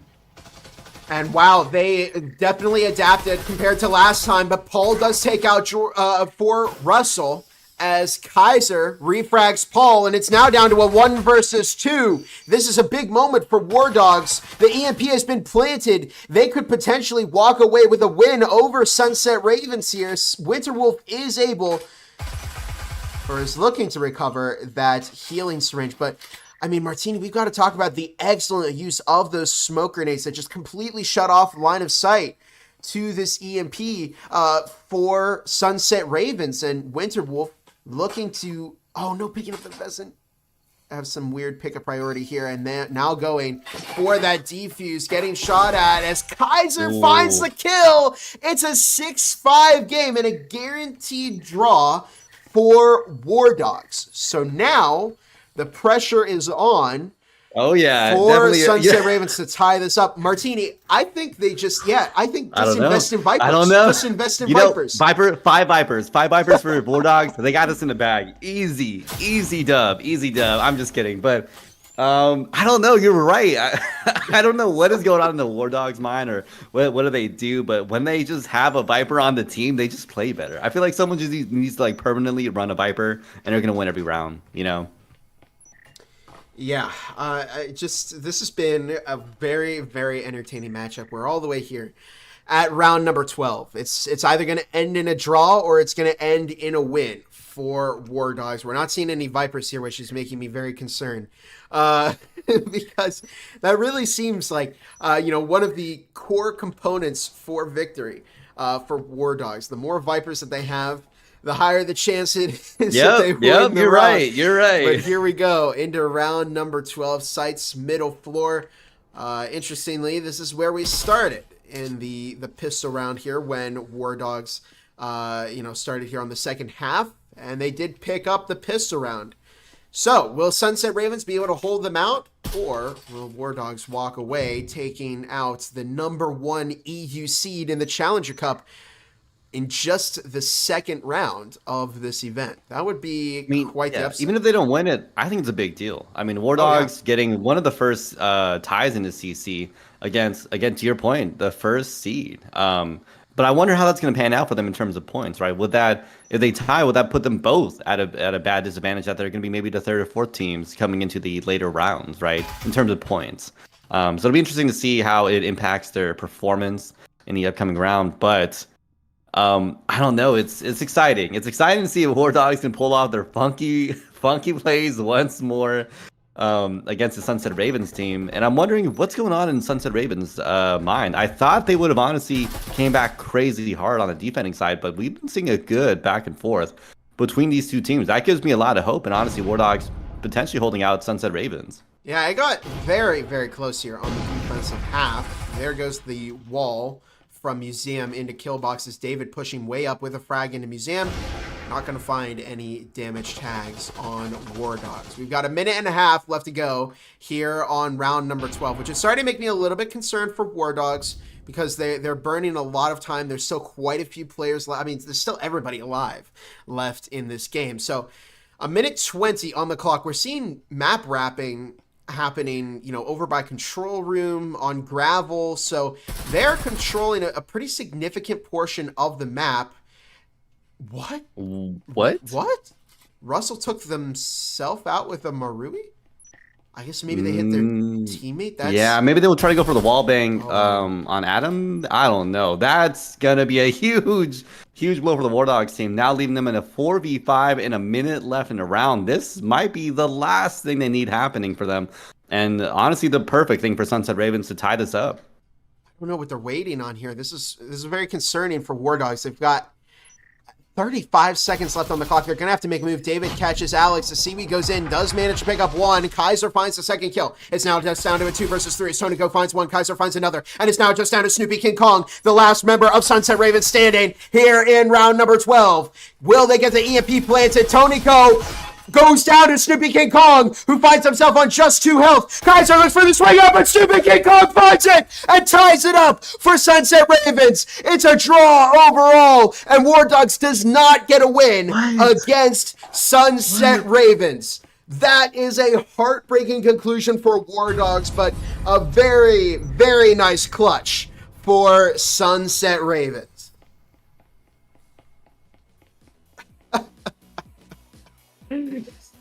Wow. That's wild. Wow. 2 health. Look at that. You see 2 health left. Yeah. I don't know what happened. I literally like a pistol. A pistol would have finished this. Yeah.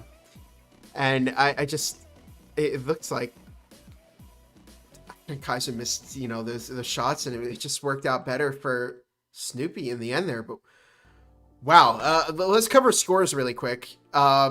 David, again, top fragging for Sunset Ravens, 16-8. Adam, 13-8. Snoopy King Kong, 6-8. Paul, 5-10. Winterwolf, 3-10. And over on War Dogs, Alex, 10-5. Kaiser, 13-10. Tonico, 10-9. Siwi, 7-11. And for Russell, 4-9. Wow, I mean, I was not expecting this matchup to go this way when we went into it. It was incredibly close between these two teams. War Dogs, it looked like they had that. It looked like they really had Sunset Ravens beat there. But Snoopy came in with the clutch at the very end, kept them going. That was just crazy clutch, right? War Dogs had a great setup. I mean, the things started not working in their favor when it was a minute left in the round. They were down to 4 players. They had a crazy attack push that swung things finally back into their favor, which, again, War Dogs has that crazy clutch potential. But things just didn't work on the end there. I think Sunset Ravens, I'm not sure if it was just pre-firing that worked out, you know, perfectly in their favor. Because, I mean, having 2 health in the pocket for the Sunset Ravens player, I'm kind of shocked. I'm kind of just shocked. Like, maybe they should have swung differently. Maybe they should have went for a different angle. Because, I mean, the Sunset Ravens player also got a pick on the War Dogs player, so they knew exactly where they were. It's just all these things kind of just were crazy to me. I don't know. Maybe shoot around the corner just to get that health. I don't know. It's wild. It's wild. Okay, so for a quick score update, that was actually the entirety of round 2. We have this match rounds out the end of round number 2, so it's a quick score update. Vortex beat Team Juice ES 7-3. Niffin beat Athix 7-0. Sunset Ravens and War Dogs, of course, tied. That's what we saw here. And Nexus beat Underdogs 7-3. So we're going to take a small break as we get ready for round number 3. And again, lots of fun little matchups there. But don't go away. We will be right back.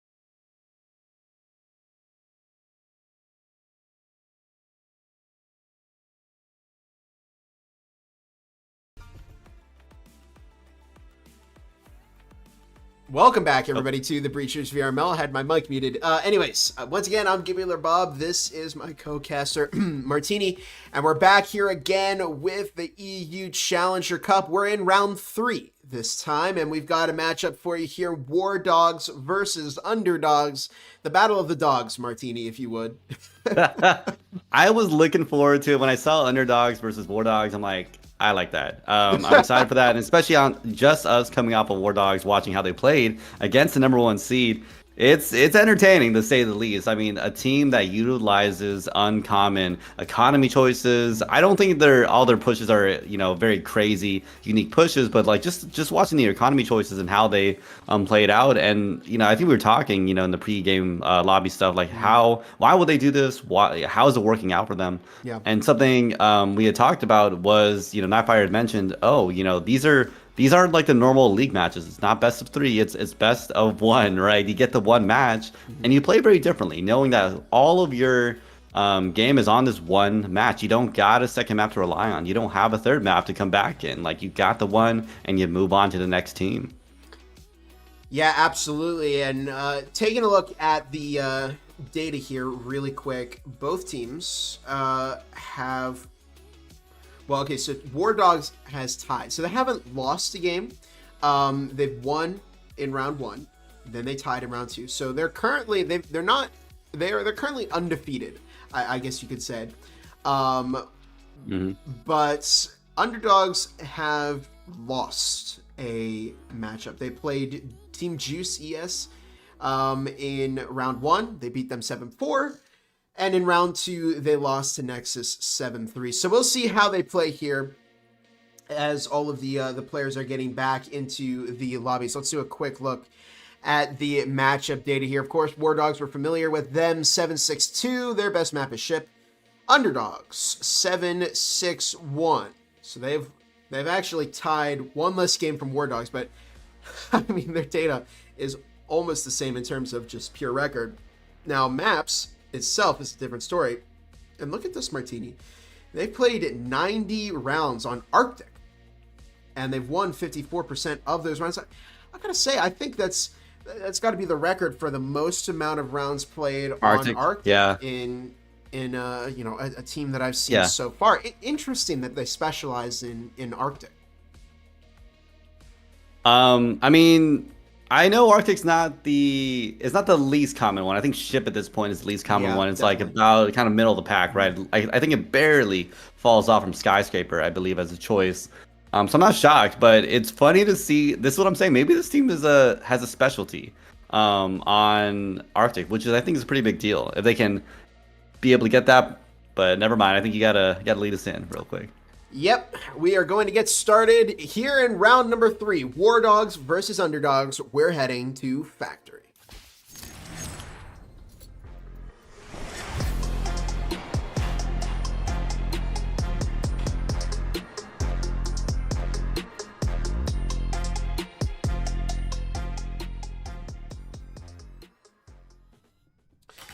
Back in the Factory, here we go with War Dogs on the offense, Underdogs on the defense. And here is a very unfortunate part of the Challenger Cup that we're seeing for these teams, Martini. War Dogs is unable to bring in a 4th player. I think their battery is starting to get pretty low, which is an unfortunate part because, you got to make sure your headsets are charged. And even then, War Dogs, I mean, the games that they've played have been, the 2 longest games we've seen in the EU Challenger Cup so far. So they did manage to get Alex back in here. That's good for them. So hopefully they don't have any problems with battery life as we move further and further into this Challenger Cup. It would be a shame if they, lost a match because their battery gave up. But either way, here we go. We see them starting off with a push into blue vendings as Underdogs starting off on the defense there. They've got 4 in the sights and 1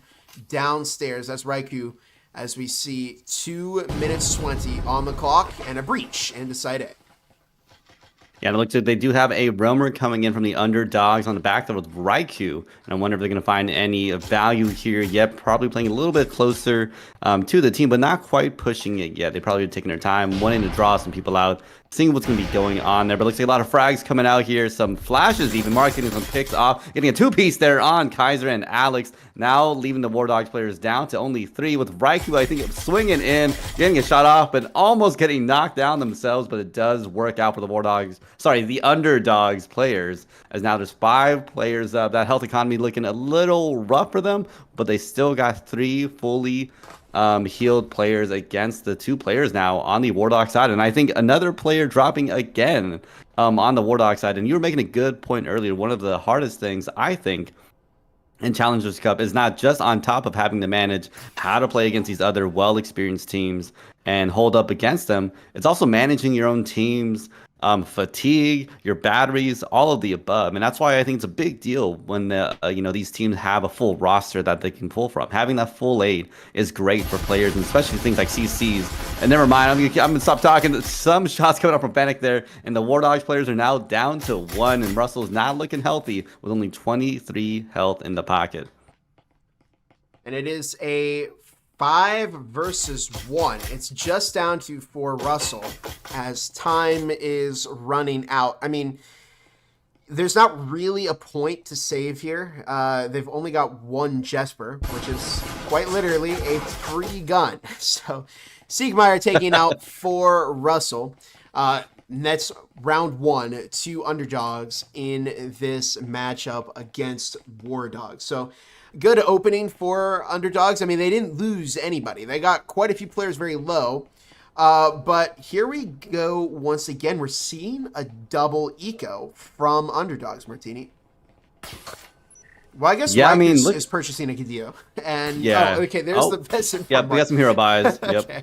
So I was just wrong. Yeah, I compared to the last game, we saw some interesting choices from War Dogs, at least when they were winning, and things were working out for them with those Viper buys. I'm wondering if they're going to lean into them again, or maybe they might have heard us and decided to peel off of them. But hey, whatever works for your team, no matter how much casters comment on it, it works for your team. Don't worry about it. And we're seeing very different choices, I think, this time around for War Dogs. As still a couple Cyclones, but leading it on those Jespers.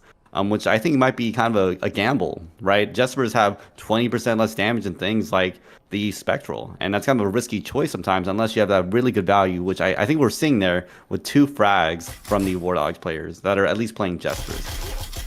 And Fennec taking out Kaiser. Yeah, we're seeing a bit of a super eco from War Dogs as they field some Jespers.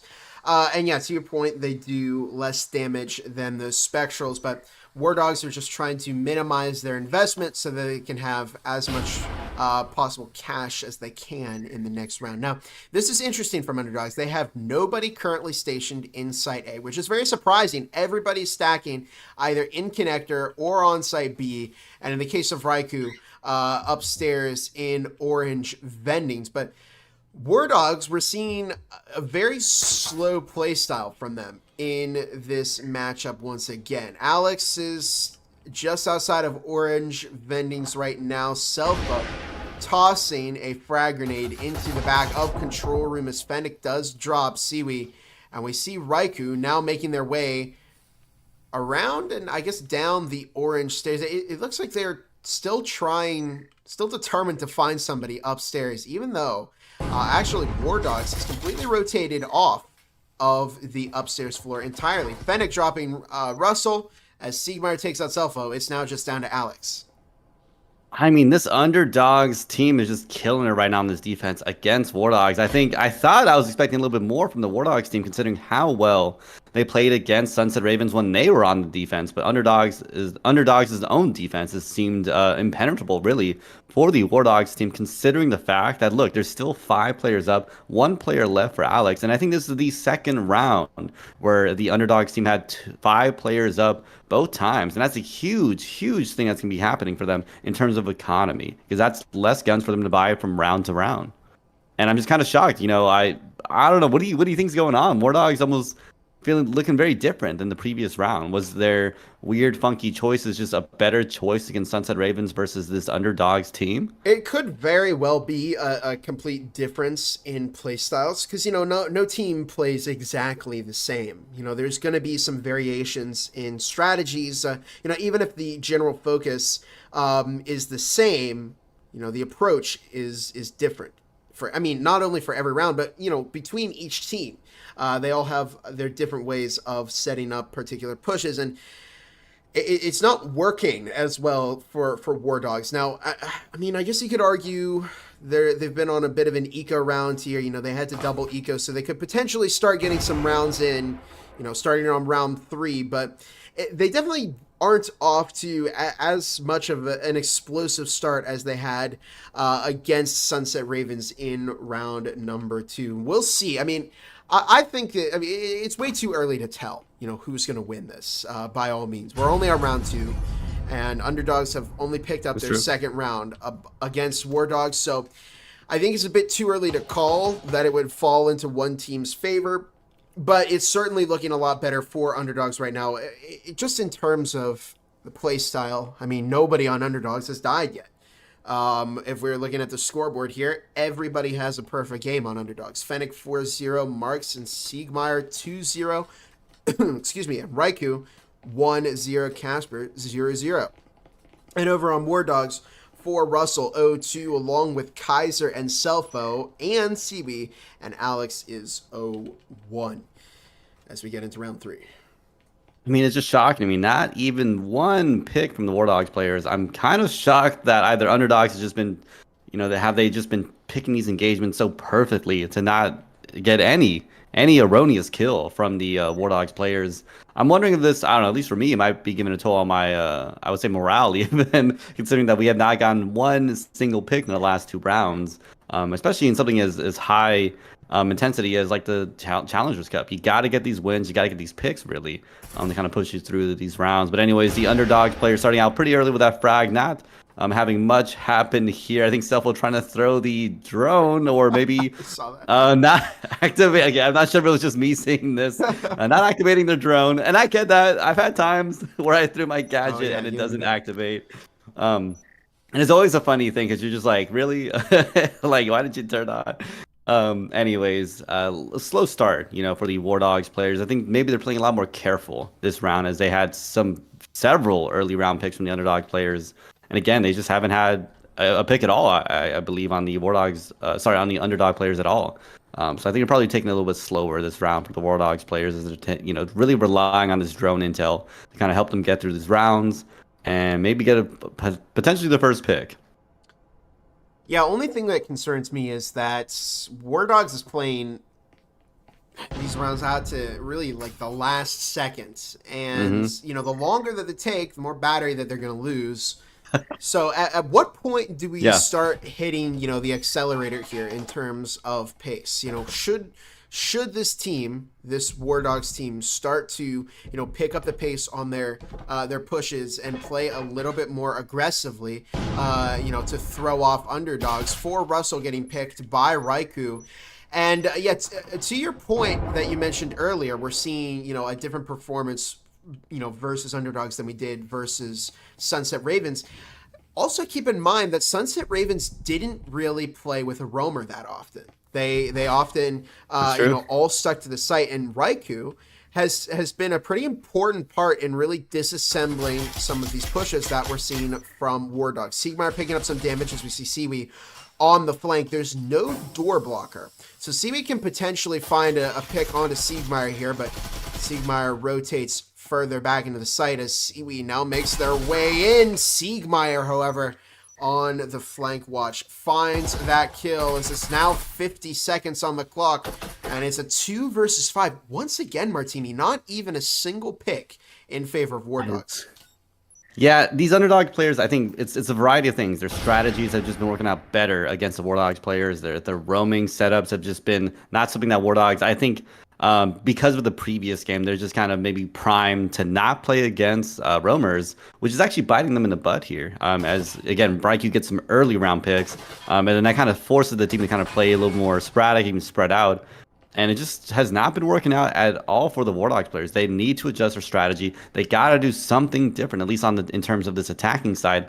Otherwise, they're going to have to hope for the best on the defending half, which I wouldn't want to risk that, right? You don't want to have to rely on getting all of your rounds on that defending half. But right now, I mean, Underdogs coming into this upcoming third round as Wardogs goes in for the save.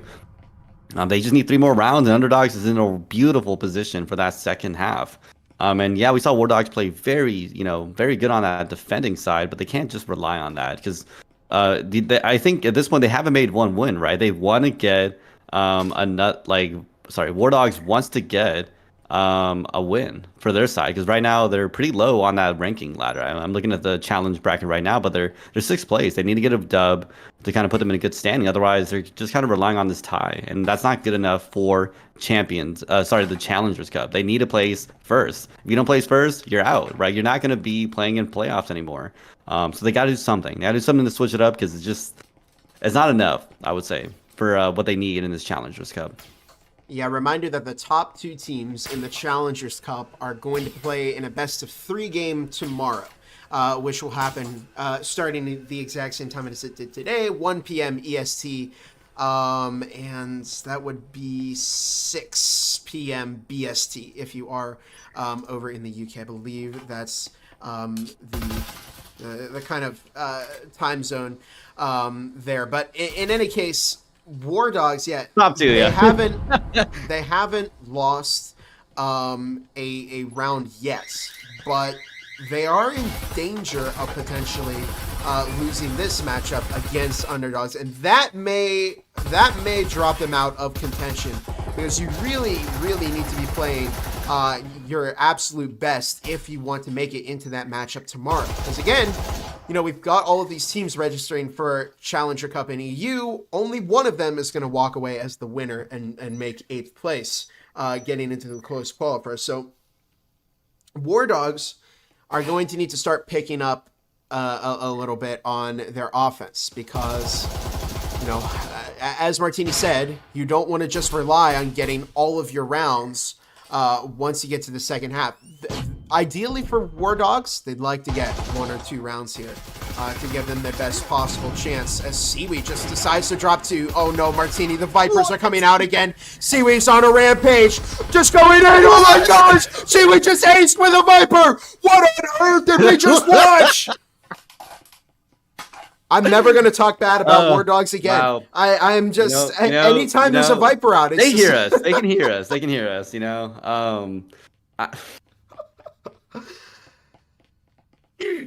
this is what I'm saying. Like, I don't understand what is going through Wardogs' mind. 1, when they buy the Viper. 2, when they get an ace with a Viper. 3, that ace is also in the Challengers Cup against a team that has a fully outfitted team with Vezins, by the way, and a team that also had won the last 3 previous rounds. Castle's curse, right? I was just going off on a rant about this with them, and they're just like, shut up. I'll show you how to play this game. And wow. I mean, to just really flip the switch there. And we saw just walked into the site, stood up on Cubby, found 2 picks, stormed through connector, found the other picks. Wardogs didn't have a single kill before that point, and then Seaweed just went in and aced against the entire team of Underdogs. And then still is the only player on the Wardogs team to have a kill now, 4 rounds deep. And sometimes that's all you need. And I'll say this, we saw Wardogs, they're a very big team on momentum. And I'm wondering if this is enough for them to push them all the way through, for this upcoming 2 rounds on this first half.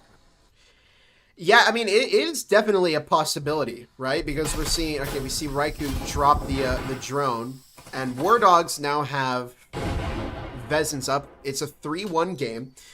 So they're only 2 rounds off of tying it up. Kaiser, oh no, Raikou, once that smoke dissipates, I think we're going to see Raikou devastate Kaiser and Selfo. There goes 1, there goes 2. Raikou dropping a double kill against Wardogs. It's now a 3 versus 5. And again, to this point, we're seeing kind of this momentum start to fall off a little bit here for Wardogs. Now they've got somebody once again on their flank. Siegmeyer's watching for Siwi. And I'm curious if they're going to be able to take out Underdogs here, because they did have a great round in the previous round, but are they going to be able to keep that up? They're not off to a great start. Yeah, they need a really good value coming out from Seaweed here, as they already did. Seaweed can pick off on Sigmire, now leaving a 3v4, a lot better for the two teams. Emerald Axe getting another pick there, now leaving it down to Fennec, getting the shot off on Russell. That does work out, but Marks getting another shot on Seaweed in the back, and now leaving only 1v3 for the Vortex players. And this is definitely a round that spiraled fast, I would say, for the Vortex players, as they were not ready for that hidden gem of Raikou holding it out on that. I don't know if you saw, Raikou was hiding on that little box for a long time. And on top of that, I think I knew the War Dogs players were not going to be expecting them there, because they threw, I think, 1 or 2 frags in that room, and there was no hits. And I think because of the geometry of that box, it actually protected Raikou perfectly from all these frags, and that smoke just allowed them to survive as long as possible there. And not to mention, I mean, the discipline that it took for Raikou to just sit there, not make a move, not make any noise, wait for the smoke to dissipate. You know, I feel a lot of players will probably be tempted to panic and then just shoot through the smoke, see if they can find, you know, some damage tags, and then go for a pick. But Raikou waited until the smoke dissipated, and then they found that double kill. And really, that was the momentum that Underdogs needed to kind of shut down this push here from War Dogs. And it was a shame for War Dogs, because, you know, they just had an amazing round, but this one just really did not fall in their favor. Again, we see, you know, they get some rifles, they get some, you know, some numbers up, and then they just have another really tough round. Now, we've got 4-1 here. So War Dogs aren't going to be locked out in the first half, at the very least. Their best case scenario right now is to go for a 4-2 game, and best case for Underdogs is to go for that 5-1. And I'm curious to see if War Dogs can start putting some pressure on Underdogs when we see the side swap. Yeah, they're going to have to make it up on that defending side. That's going to be their best chance, because this is the one game they have against Underdogs, at least in this, you know, part of the Challengers Cup. And they need a win. They need this win. Otherwise, I'm going to be honest, I don't know if they're going to be able to make it back to place in that top 2. Because there's several teams now that have, like, those first game wins or first couple wins. That puts them in a really good standing. You know, War Dogs would need to win probably the next couple games and tie this one, or win this one, win the next couple games to get themselves potentially into that top 2. Underdogs, on the other hand, definitely looking pretty fair right now. I mean, 4-1 on a defending side, as long as they keep the same energy up on the attacking half, they'll put themselves in a pretty good spot, I think, for the later half of this game. But again, War Dogs, they got to do something. They got to do something to handle those roamers. They got to do something about being careful about some of these pushes, because they just have been getting kind of cut out before it even gets started.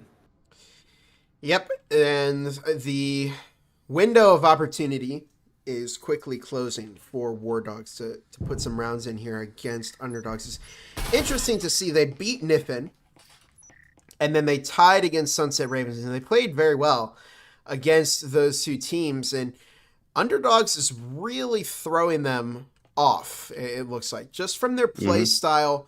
Their roamers are just really hurting these pushes here from War Dogs. Kaiser taking out that door blocker as Fennec tosses this an incendiary into Conference. Alex is going to find a little bit of damage there, gets the heal off.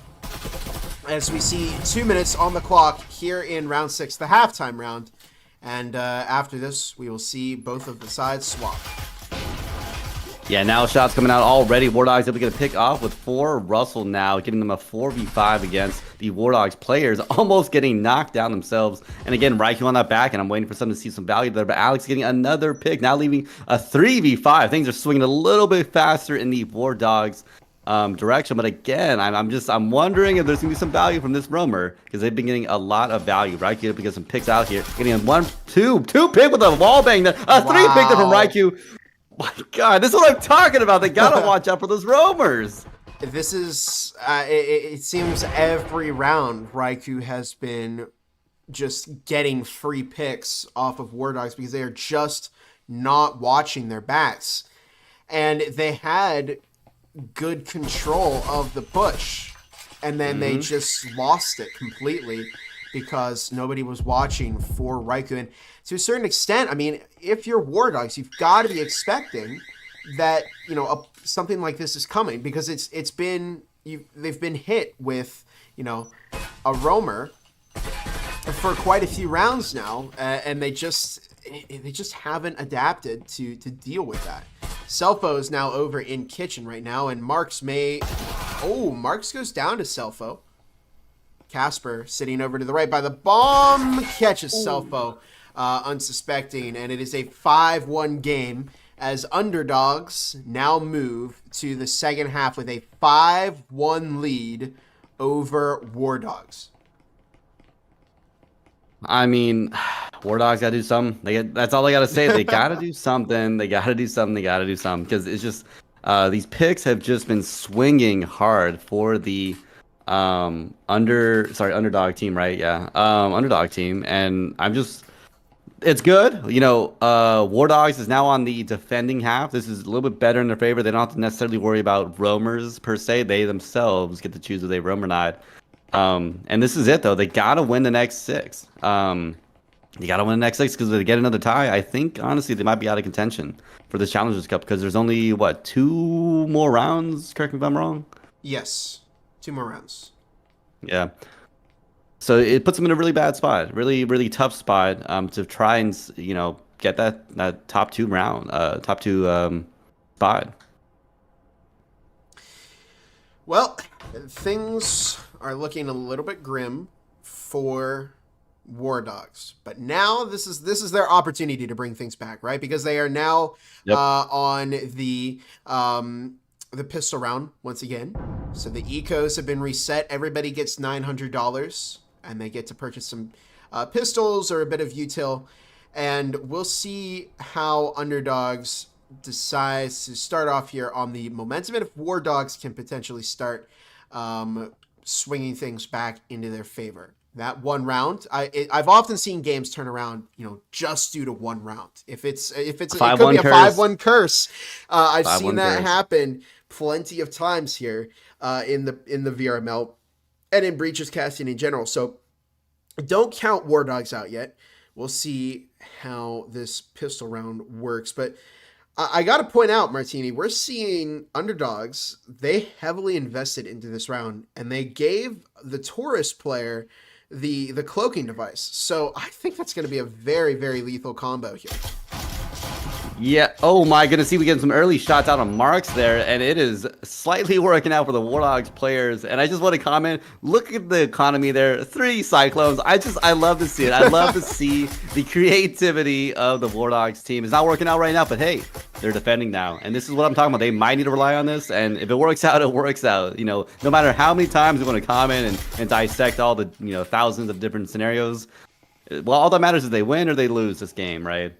Anyways, the Underdog team now setting up and priming to get this breach set out here, but I think they do know that there is a player hiding there with the incendiary that comes out and it almost knocks them down for the count, but somehow surviving that. The Underdog players are now priming to get set up as Kaiser coming out on the side and knocking them down. It doesn't work out as a refract there, as the Underdog team is starting to get they're ramping up their attack. And it is a 3 versus 3 as Underdogs are desperately trying to break into this War Dogs defense, but it's not quite working. Alex, for Russell, dropping 1, as it's now down to a 1 versus 2. It's up to Casper, the last member. Oh my goodness, Seaweed taking out Casper with an S-tier frag to make this a 2-5 game. No way we see this, right, Martini? 5-1 curse. You know what? War Dogs is the team that has crazy things happen. They play the 3 Cyclones. They play the 2-3 Vipers. They somehow clutch up and get an ace with that same Viper. If anyone's going to do it, it's honestly this War Dogs team. I don't even know them, like, because, you know, I don't really cast EU that often, but I mean, I'm just seeing this is one of those teams that just does interesting stuff, and that's why I'm excited. This is Battle of the Dogs. It's really which one of these teams gets to own the name Dog, right? And I think Underdogs definitely having a really solid lead here, but just because you have a good lead does not mean you can relax. You still got to win out the next 2 rounds for them. War Dogs, they might have the potential to come back the next 5 games. I'm not saying it's likely. I'm not saying it's going to be an easy battle, but they can still win this one out, if not tie it. Yeah, they're just 3 rounds off of time. I say just 3 rounds, but there's still quite a bit of time here, and a lot can happen in 3 rounds. Remember that if Underdogs wins one more, it's going to be a guaranteed draw for them. And then if they win one after that, of course, it would be a win. It's 1-7. But yeah, we'll see if War Dogs. I mean, that was a good start for them. Obviously, they're able to. I'm sorry, I just noticed they picked up 2 RLs this round.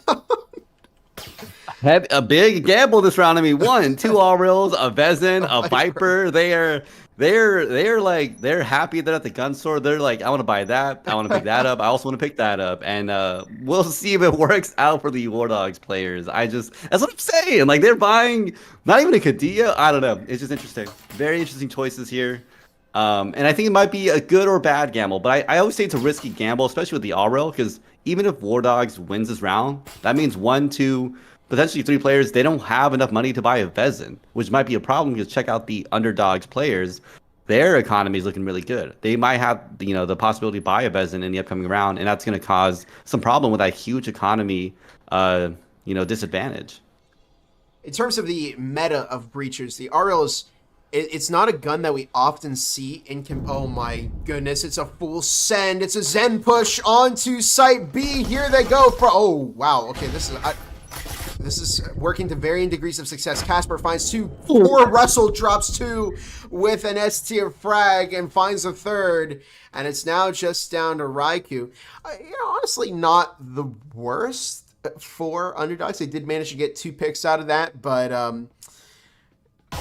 Siwi almost went down to Raikou. And Siwi has that Vez. Oh, no way! Raikou drops Siwi.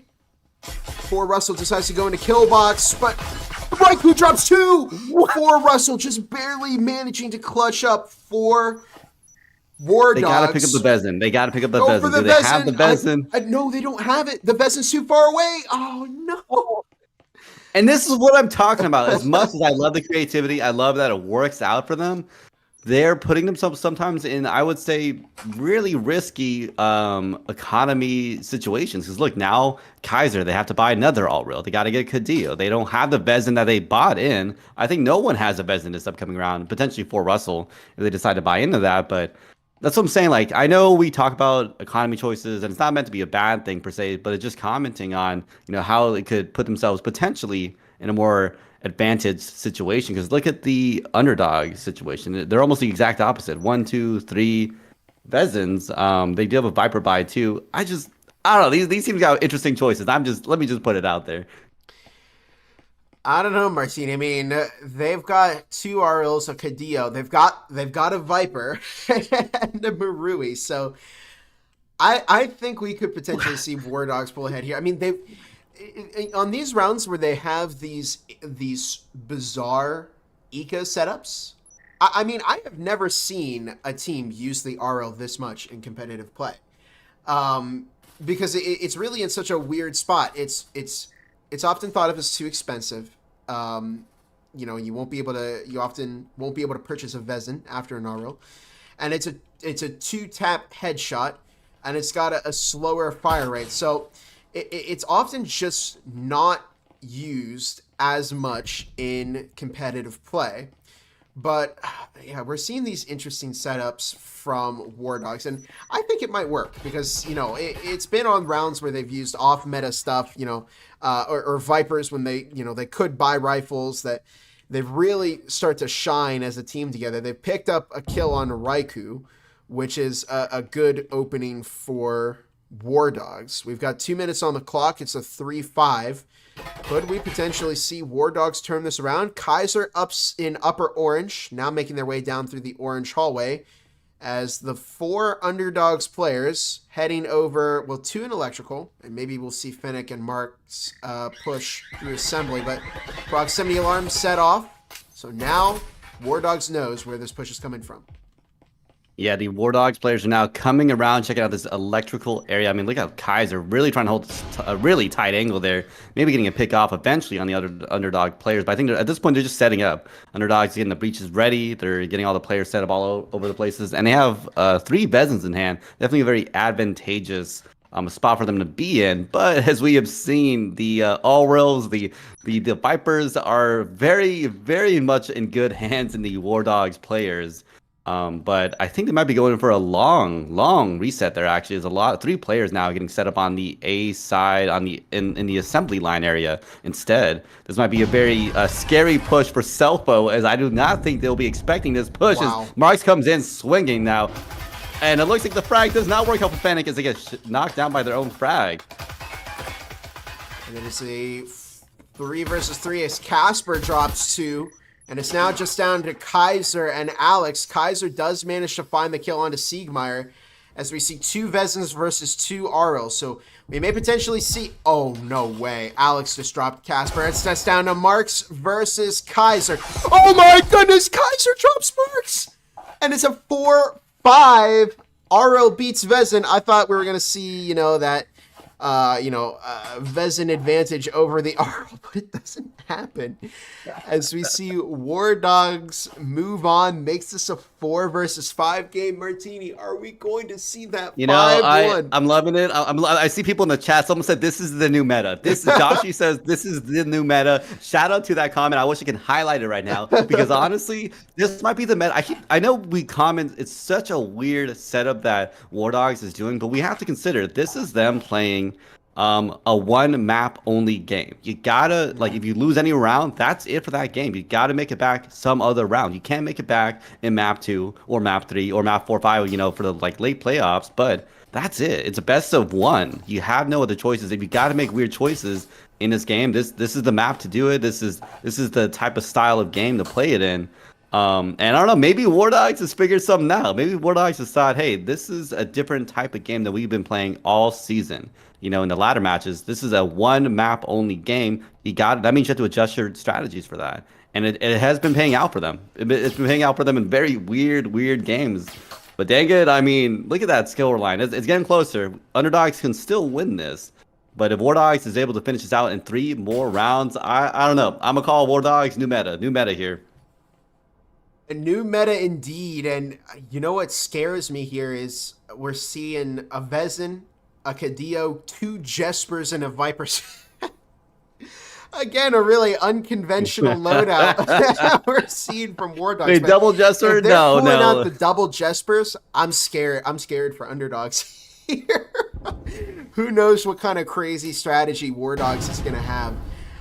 Because it really just seems like when they don't have a 5 stack of Vezins, they're really playing super well against their opponents. As we see Seaweed playing up towards the front of site A, 2 drops through the storage hatch as a frag tossed in by Kaiser, who drops not 1, but 2 of those Underdogs players for Russell, taking out Fennec as it's now just down to Raikou and Marks. Marks over in Generators right now, does find a kill, and S-tier frag onto Alex, caught in a bit of fire as Raikou now makes their way into Generators as well for Russell, shooting through that wall. Marks is incredibly low as we see Marks dropped by that Viper. The Viper double kill from Russell. What on earth? As it's a tie game. Martini, we're seeing a 5-1. We're seeing a 5-1 curse. It's happening. Wow. 5-1 curse. The Viper is in deadly hands apparently in the War Dogs players. I just want them to win. I just want them to win because then they can be like, you know what? This is the new meta. This is the new Challengers Cup meta. I'll say that. Challengers Cup meta for sure. Next year, y'all check out the War Dogs team, see how they play Challengers Cup, and maybe you need to rethink how you play Challengers Cup because again, the economy choices are very different. You got to win every single round as much as possible, and as much as we talk about min-maxing and all these things, you can't really afford winning a round, like losing a round or two to an economy round, right? You got to make those wins because that's all you're gonna have. Once you lose that, that's it. You got to place top 2 and nothing else. At least like to get to the potential of winning the first place, right? So I'm seeing in the chat, Joshy says they should buy Jespers because it's unexpected. Well, do I have a surprise for you, Joshy? In 3 minutes, in right? 3 minutes, in 3 minutes, you will see, you will see the Jespers there from War Dogs. And here we go. It is a tie game in the second half here in round 3 of the EU Challenger Cup. Whichever team wins this is going to secure match points. Underdogs have been saving for this moment. They've got they've got 5 Vezins, they've got utility. And War Dogs, again, we're seeing Vipers, we're seeing a Cadillo, we're seeing Vipers. 3 Vezins. So I don't count War Dogs out by any means because, you know, it's not just clearly coming down to firepower advantage here. We saw 2 Orioles beat 2 Vezins. So if that doesn't say anything, I don't know what will about, you know, it's not just a game about gun skill. It's also about positioning. It's about teamwork. It's about how well you can execute these strategies. And right now, we are seeing Raikou doing what Raikou does best on the roam in assembly. But what is this? Is that Seaweed all the way over on the other side of assembly? What are they doing over there? But that might actually work out because Raikou... 10,000 IQ play this there. This is a 10,000 IQ play. We see a roamer, and a roamer is about to roam a roamer, and see, takes out Raikou. The roamer roams the roamer, as we now see the wall opened in orange storage. Casper, Fennec, and Marks all in orange as Kaiser makes their way down in the window on the flank. Alex drops Casper as Kaiser's got Siegmeyer. Fennec finds Kaiser, secures that refrag, but it's a 2 versus 4 as War Dogs on the move. Selfo takes themselves out with an incendiary, but not before dropping the frag and taking out Fennec. It's a 6-5 game. Selfo takes out 4 Russell and an incendiary Martini. It is a 6-5 game. War Dogs is just 1 round off of winning against Underdogs. You know, I love watching the comment. I mean, Joshy, shout out to Josh. I keep shouting you out, but like they said they're laughing too. They're like, it's working. They had the Jespers the last game. They had someone with a Cadillo in hand because why not? They had the money to buy the Vezin, but they said, no, we don't need that. Let's get a Cadillo. Let's get a Jesper in hand. Everyone else, I guess you can get a Vezin. And you're right. For some reason, when the War Dogs players have someone who don't have a fully outfitted team, they just play better. And, you know, I swear, maybe the War Dogs training regimen is you got to have 10,000 hours with every gun in the game instead of most teams. You know, they just focus on getting good at the Spectral and the Vezin, and that's it. Maybe an SMG, maybe. But no, the War Dogs players, they're experts, apparently, across the board with all sorts of guns. And credit to them, because the 5-1 curse might be coming true here. War Dogs training regimen. 10,000 hours with the Viper, 10,000 with the Cadillo. Anyways, here we go into round number 12, the final round of this matchup. Will it end in another tie for War Dogs? They tied against Sunset Ravens. Will they tie against Underdogs? It's a full send down the storage hatch. A frag could really ruin Underdogs' day, but they're on the move as Marks storms and takes out Kaiser. As we see a 4 versus 5 here in round number 12, and the entire Underdogs team is making a push towards Site B. I think this may potentially catch War Dogs off guard. Yeah, I mean, they need this aggression. Underdogs is utilizing this aggression so much, getting another pick there with Fennec now leaving only 3 players left in the War Dogs side. Another pick coming out from both teams with a refrag on that frag. But now it's a 2v3 setup from these two teams. They got to make those pushes. They got to make it work. Self getting a pick off, almost getting picked off the second player. Now living a 1-2 situation. Now as they decide to swing at the frag coming out, getting that pick there. Now versus they get the 2 piece. Now leaving it all the way down for Selfo. Selfo's got to find the Selfo, turn around. The EMP. Run around. What are you doing? Go. Is it going to be defused? Is there enough time? I think there's plenty. Did we just see it? It's the 5-1 curse! It's made an appearance here in the EU Challenger Cup as War Dogs beats Underdogs 7-5. What did we just see? They are still undefeated in this matchup, Martini. That is unbelievable. You know, they're going to be advancing. And real quick, before we pull you for your opinion here, this is big because This was, again, the, the last game of round 3. Big update for you, Martini. Nexus beat Sunset Ravens 7-4. Niffin beat Dagger 7-2, and Vortex beat Aethix 7-5. But Sunset Ravens lost. They tied against War Dogs in the previous round. So we're now seeing War Dogs have put in a better performance than Sunset Ravens because they haven't lost yet. They won their first round, they tied their second, and now they won their third round here. And really quick, let me see if I can get some scoreboard data here for you. 3 of the players for War Dogs have left so far, but for Russell 12-9, Seaweed VR 9-8, and Selfo 5-8. Over on Underdogs, Raikou 12-7, Marks 10-8, Phoenix 7-8, Casper 8-8, and Siegmeyer 3-9. And that looks like it is going to be it here for round number 3. But don't go away. We will be back very, very soon with another slew of matches in round number 4. So stay tuned. We will be right back.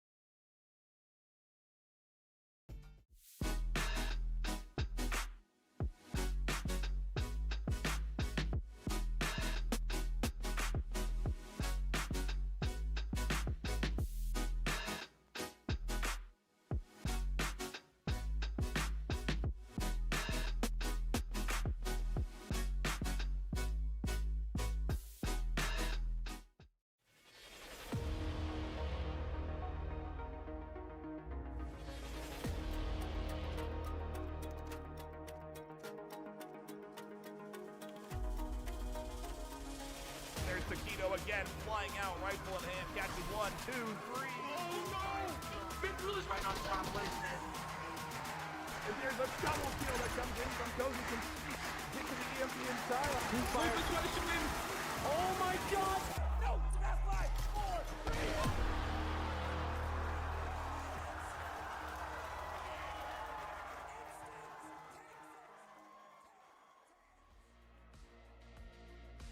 Welcome back, everybody, to the Breachers VRML. Once again, I'm Gibular Bob. This is my co-caster, Martini. Here we are in round 4 of the EU Challenger Cup. With just round 4 and 5 left to go, we are starting to get towards the closing stages of this Challenger Cup. And we've seen some matchups that have really started to rise above the rest of them. And we are back once again with Wardogs, this time versus Nexus. And this, I'd argue this is going to be Wardogs' toughest challenge yet, Martini. I mean, I definitely say Wardogs is a team to watch. Just looking at the bracket right now, they're actually in top 2 contention, which we were just talking about last game. If they got that tie, it would not be like this. But now they're in top 2. Can they play against Nexus? Can they knock Nexus down and maybe force another team to try to get in that top 2, you know? Because that's the challenge here. If Nexus can't hold it down, Wardogs, I think, definitely cinches himself in that top 2 potentially. I mean, there's still one more round after this, but that really puts them in a really good spot in the upcoming round. They just need to hold off, honestly, on that, the 5th round, really, against whatever team they're playing. But they're in a really good spot. I mean, for me, they're also a team to watch because it's just been entertaining. I don't know if y'all have been watching the stream too, and coming along this energy with me and Bob. But it's been entertaining watching Vortex. I think we've cast them now twice in a row, and each time they come in with the funkiest strategies, especially apparently on Factory. I guess they keep playing Factory, and it's been a blast. Honestly, it's been making it just makes Breachers fun again. Yeah, absolutely. And speaking of Factory, that's where we're going to go for map, well, I guess for this matchup here. We'll be right back.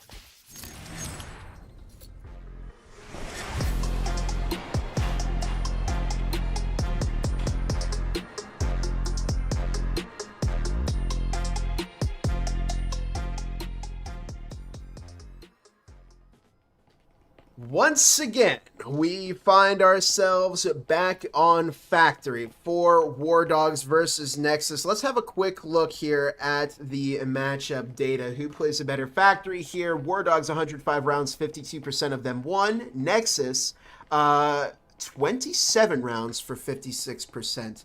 So, I mean, in terms of raw data, Martini, this is favored more towards Wardogs because they've played more rounds on Factory, but I mean, at the same time, this is Nexus. Now, Nexus has had a very interesting history, and we shall see if they can continue pushing here in this Challenger Cup to be one of those 2 top teams that are going to be competing tomorrow in that best of 3. But right now, they're on the move through Orange Storage as we see a great frag. Look at the swing!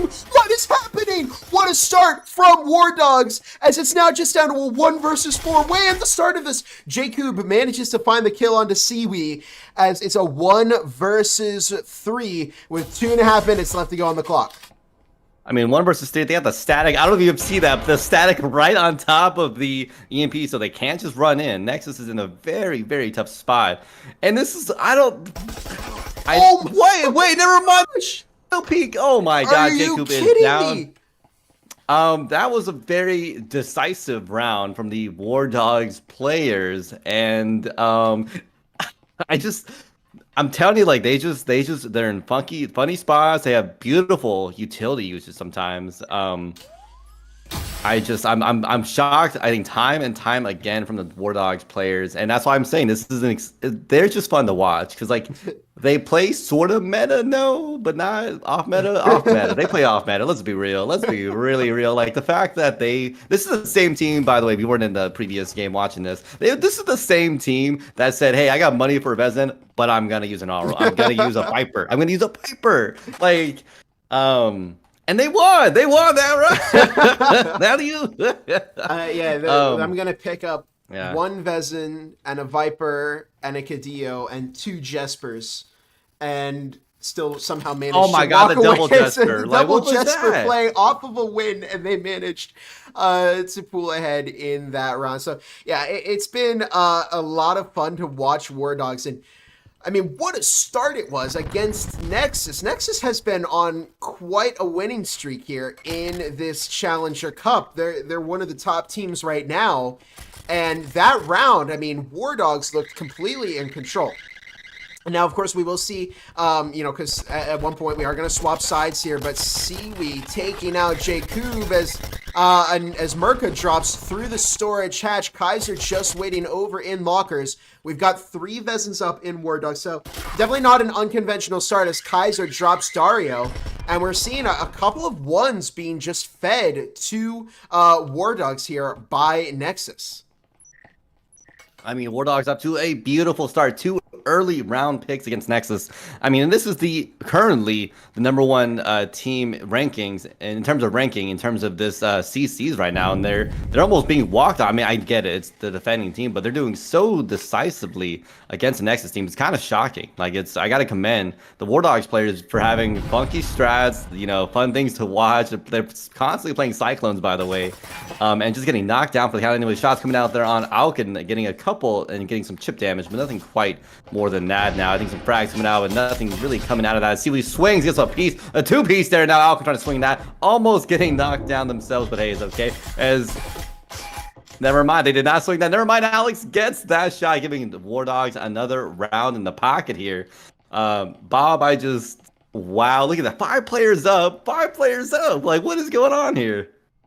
How did Seaweed not die? 1 health? Are you kidding me? If Seaweed slipped, it would have been enough to kill them in that game. And wow, that was crazy. And okay, so this is the rifle round for Nexus. So this is their best chance to turn things around here in the first half to prevent that hat trick coming out from War Dogs. But I mean, we are not seeing War Dogs slowing down. They were off to a pretty rocky start in the last game, but they've just built up this momentum, and they completely turned it around. The previous game was a 5-1 curse, and right now they're off to a good start against Nexus. Now, again, we'll see what happens when they get onto the offense. So, at this point, it's down to War Dogs to find as many rounds as they can on their defensive half, and then potentially, pull out a win against Nexus.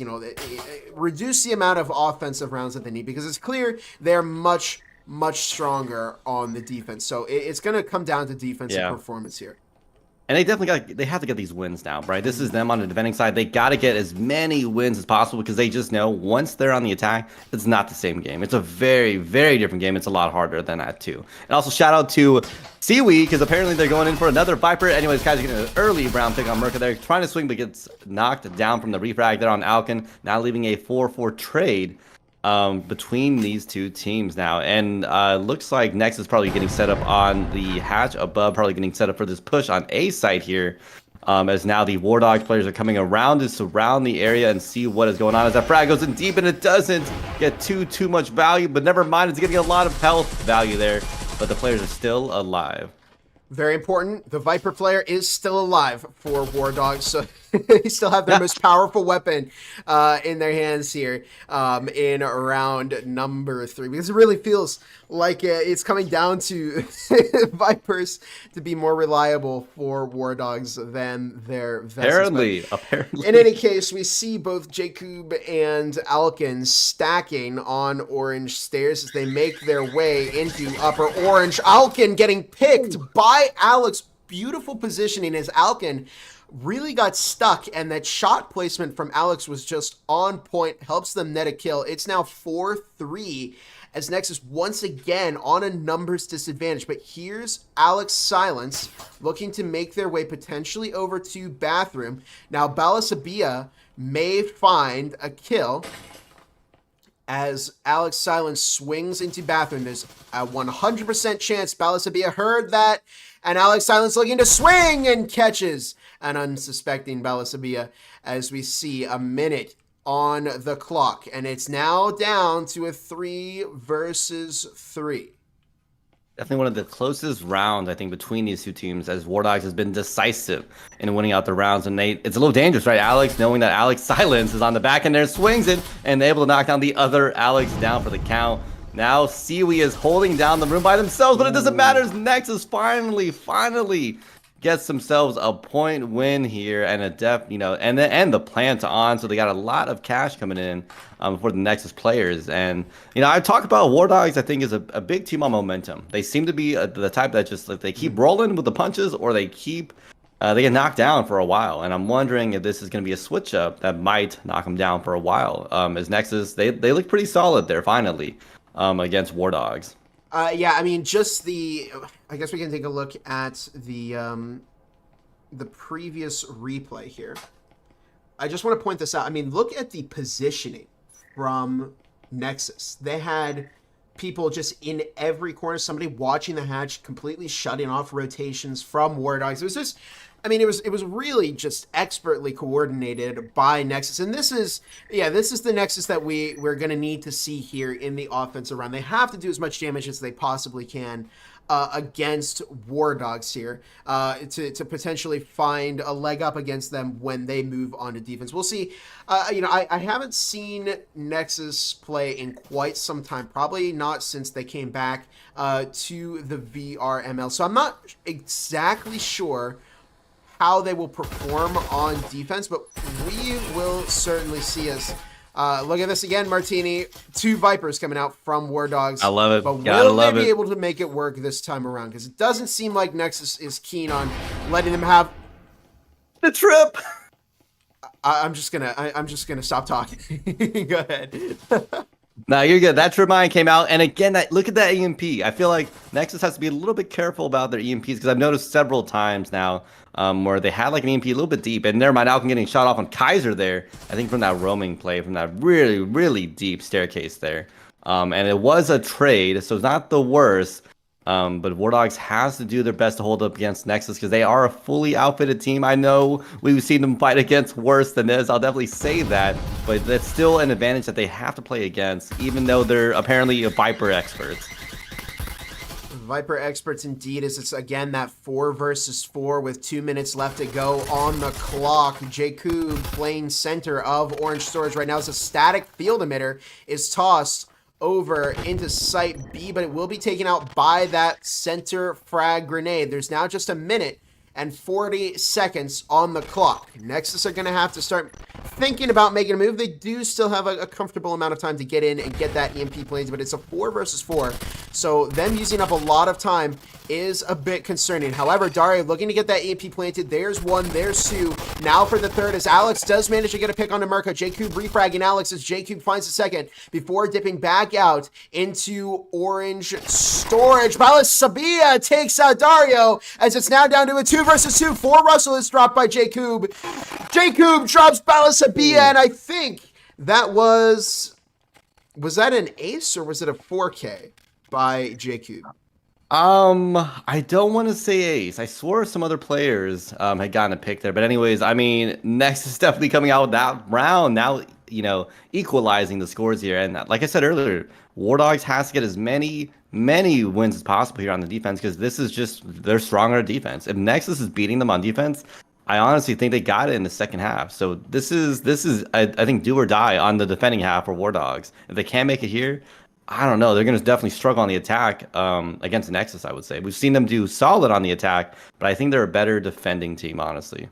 And a pretty decent kill spread here from both teams. Kaiser 5-2, Siwi 6-3, Alex 3-3, Balasabia 1-2, along with 4 Russell 0-2. Over on Nexus, Jakub 5-2, Alex Silence 4-3, Daria 1-3, Alkin 2-3, Merca 0-4 as we are on round number 5. So yeah, the pressure's on for War Dogs to build up a bit of a lead here, and we'll see. We'll see. Maybe they can put in some offensive performance against Nexus, but. Yeah, Nexus is definitely one of these top performing teams here in the EU Challenger Cup. So they're a formidable opponent, and they just beat Sunset Ravens 7-3 in the previous round. So oh wow, against Sunset Ravens, it was 6-6, a draw between War Dogs and Sunset Ravens. So we'll see if they can manage to find some success over Nexus here. Balasabia drops 2 as Dario over in storage, tossing a frag out into lockers. That is a good start for War Dogs here, but by no means are they out of the woods yet. I mean, definitely not. But again, that EMP, look at that EMP. It's on the floor again. And that's what I'm saying. Nexus has to be very careful about their EMPs because that ends up doing a lot of time wasting. They're not aware of it, but it will become a problem later when their players can't pick up the EMP. It also gives them good intel on knowing when a player is in a certain place or somewhere else, right? Anyways, they finally do get the EMP in hand. Nexus is probably going to make this push set up here with Seaweed on the back end there, maybe getting some value potentially. So we'll see if they can get any picks on the back end there. They are swinging this one very slowly. I guess, yeah, can we get this shot with the Viper in hand? With the Viper in hand.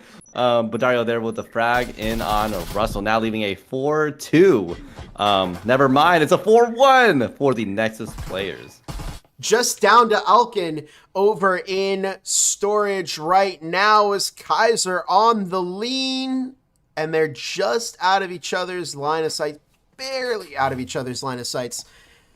But there's a minute 10 on the clock, and it's a 1 versus 4. So if I had to make a guess, Alkin may be potentially trying to retreat, but finds the kill on Alkin, but his own Seaweed takes out Alkin.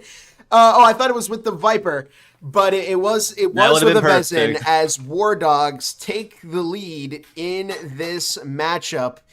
And one more round here, it'll be that 4-2. That's going to be the best case scenario for War Dogs. Best case scenario for Nexus is to take this 3-3 and tie it up here.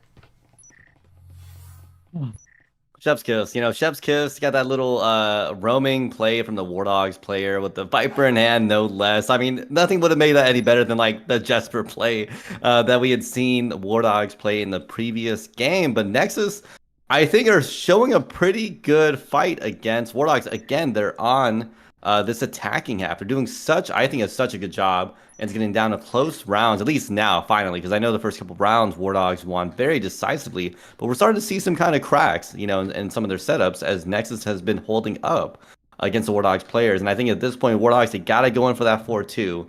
Because they got to put themselves in the best possible situations for when they're on the attack. Because that attack is definitely not an easy thing to do.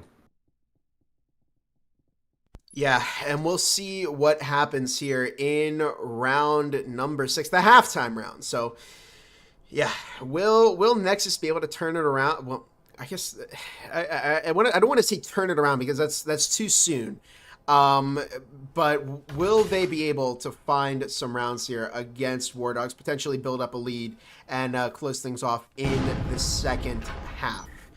Either way, we're getting started into round number 6 here. 2.5 minutes on the clock as Alkin roaming upstairs along with Merca, Dario, and Alex Silence. It is going to be that Site B push, Martini, and I don't know about you, but I always get nervous when I start to see teams doing this because this is so much more difficult to execute than that Site A push. And we see it often fall apart for the attacking team. And Kaiser taking out Jakub as Dario and Alex Silence stacking outside of conference. Alkin over in Museum may swing onto Kaiser, but Kaiser finds that kill. Seaweed taking out Dario, and it's now down to a 2 versus 5. As again, I mean, even before we can see any momentum, Alex taking out Merca, as it is now just down to Alex Silence, the last member of Nexus standing. And look at this, it's a 5 versus 1 here in the halftime round. I mean, a 1v5 scenario. This is clutch or a kick, I guess, at this point. Never mind. They got a pick there against 4 Russell. They got a second piece against Balot. Never mind. It is shut down by Kaiser. I was expecting a 3-piece. I really wanted it. But the Nexus players lost another round to the War Dogs players. And, I mean, good round, right? Good first half for the War Dogs players. But I wouldn't bet all my chips on it yet. I mean, I've been, you know, it's been an entertaining game nonetheless. But we also know this is factory. You know, it's a defending half, and Nexus is probably going to do a very good job on the defending side. I'm wondering if War Dogs can bring the same energy they did and hold it out on the attacking side. Can they bring the weird strats? Can they bring all their funky stuff and make it work out against the Nexus players? You know, can they hold out against roaming plays? We saw, you know, War Dogs just consistently get shut down by roaming plays from the previous game. And that's going to be, I think, one of the struggles that they're going to have in this upcoming second half. Yeah, it depends on how Nexus wants to approach their defense. Are they going to put out a roamer? Or are they going to stick close to the sites? Because we saw, I mean, it got pretty close between War Dogs and Sunset Ravens. And Sunset Ravens, they typically stuck to the sites. So Underdogs found a lot more defensive momentum against War Dogs because of that roamer. So if Nexus does something similar here, I think they will definitely have that advantage over War Dogs. And yeah, this is a pretty close deficit if I'm going to be honest here. Nexus are only 2 rounds off of War Dogs, so this is very doable. There's plenty of time left in this game for Nexus to get control of things. But I'm just so curious to see how this round is going to go now that Nexus is on defense. Are they going to be stronger performing on the offense or the defense? Dario and Alex Silence are immediately forced out of Orange Storage, but they are tossing a frag into the back of Orange Storage. Kaiser and just decides, I'm going to swing in. Alkin finds one. Another flash is tossed in. Alex Silence under the storage racks as Alex finds Alkin, and it's a 3 versus 3, 2 versus 3, as Russell takes out Alex Silence. Got very, very aggressive there. Jacob picking up a lot of damage. Just 2 minutes left on the clock as Alex finds Jacob. Martini, it's down to a 1 versus 3.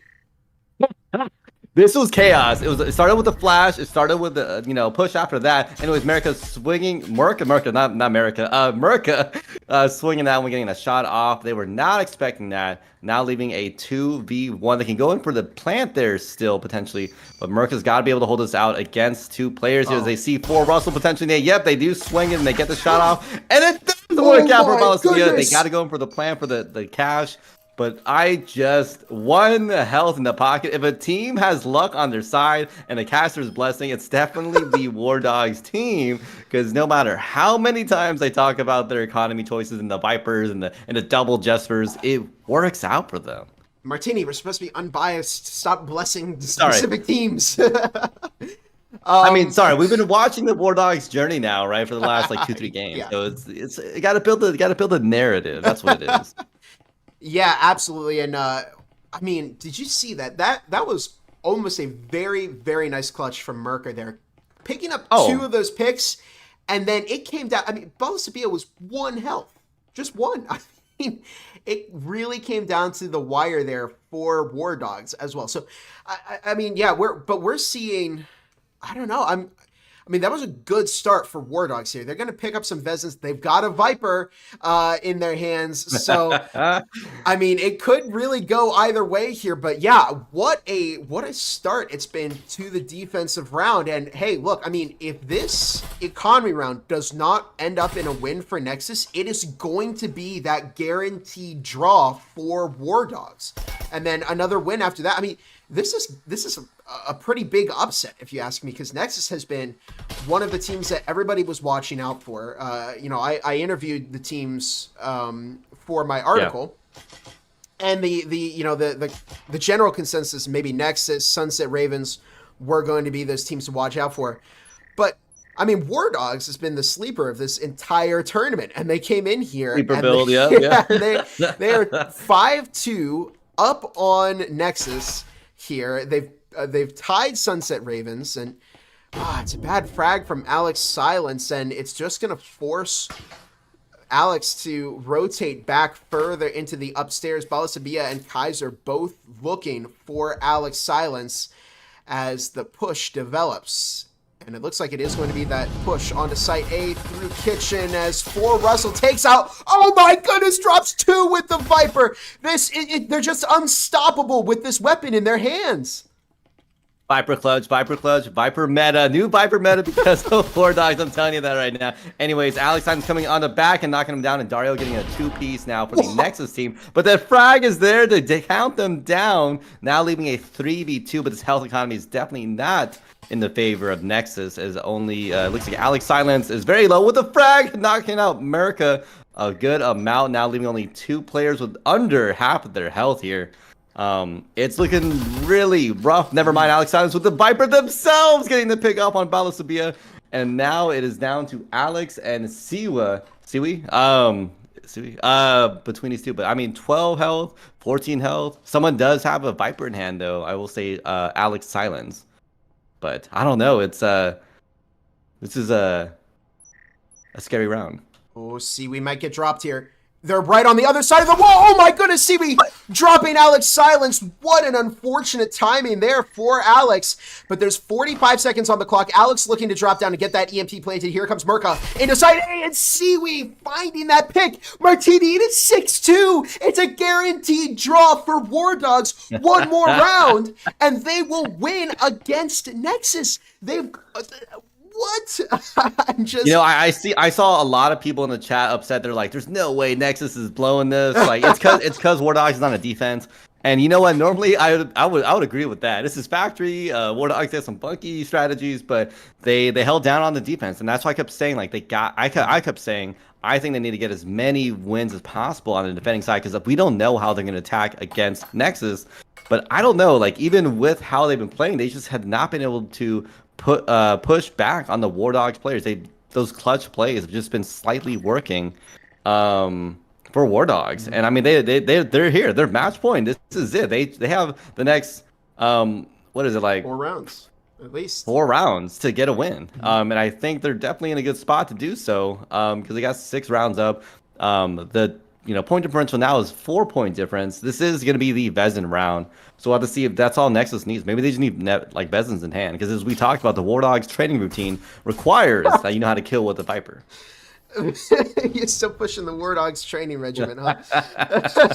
It's such a funny thing to like, look at this. You know what I mean? Like, look at what they're doing. I've never seen a team utilize Vipers and Kadillas and RLs better than War Dogs. So effectively. I mean, so effectively. Yeah, so effectively. I feel like, in any other pro player's hands, they're just not used to the same effect. But Alex Silence picking off Kaiser, that's a good start for War Dogs. And Seaweed is going to second guess that. Hops back outside. So this could be good for Nexus. Now, they do have those rifles in their hands. So we know that War Dogs is good with Vipers, and they're good with, Cadillos and ROs, but you put a Vezin in the hands of Nexus, they're gonna play well with it. I mean, they're not a weak team when it comes to those rifles. They are still very skilled with those rifles. But what is War Dogs? Where's the push coming from here? It started off, we were did Seaman just get away with that on Altic? Yeah, the frag coming out. I think they're trying to get some players that are loose out there, but it does not work out. Now it's a trade. What is this? For the Nexus. Never mind. What? Are you kidding me? Balasabia and Russell just walked in from the upstairs. That they completely switched up the strategy, had 2 players that pushed in to Orange Storage and forced Nexus to retreat back into Site B. There's a minute 20 on the clock, and we're in this 3 versus 3 here. A Viper, a Vezin, and a Marui all up from War Dogs. 3 Vezins in the hands of Nexus. 4 Russell going for those wall bangs as we see a flashbang toss into Site A. Seaweed takes out 1, looks for the second, but Dario does get refragged by 4 Russell. It's now just down to Jacob. It's the last member standing for Nexus. 50 seconds on the clock. Oh my goodness, this could be massive for War Dogs, but instead of planting on Site B, they're going to go for that Site A push. Now Jacob has a better peek here, and what is Alex doing? Okay, Alex is going for that EMP plant. 4 Russell may get picked here, but they may get some intel off of Jacob. I don't think Alex can quite reach it. But Jacob is now just pushing up slightly. The EMP has been planted. There's now just 45 seconds left between Nexus and complete defeat against War Dogs. Alex is tucking in the corner there. Oh my goodness, this is just insane. Jacob is going to look to bait out that EMP, but they're in such a bad spot because they're sandwiched in between 2 War Dogs players. 4 Russell goes down to Jacob, but does Jacob know where Alex is? They're going to bait out that EMP. There's 1. Jacob's gonna look to swing to stay. Oh my goodness, no way! Martini, Alex has just killed Jacob. They just 7-2'd Nexus. War Dogs is unstoppable here in the EU Challenger Cup.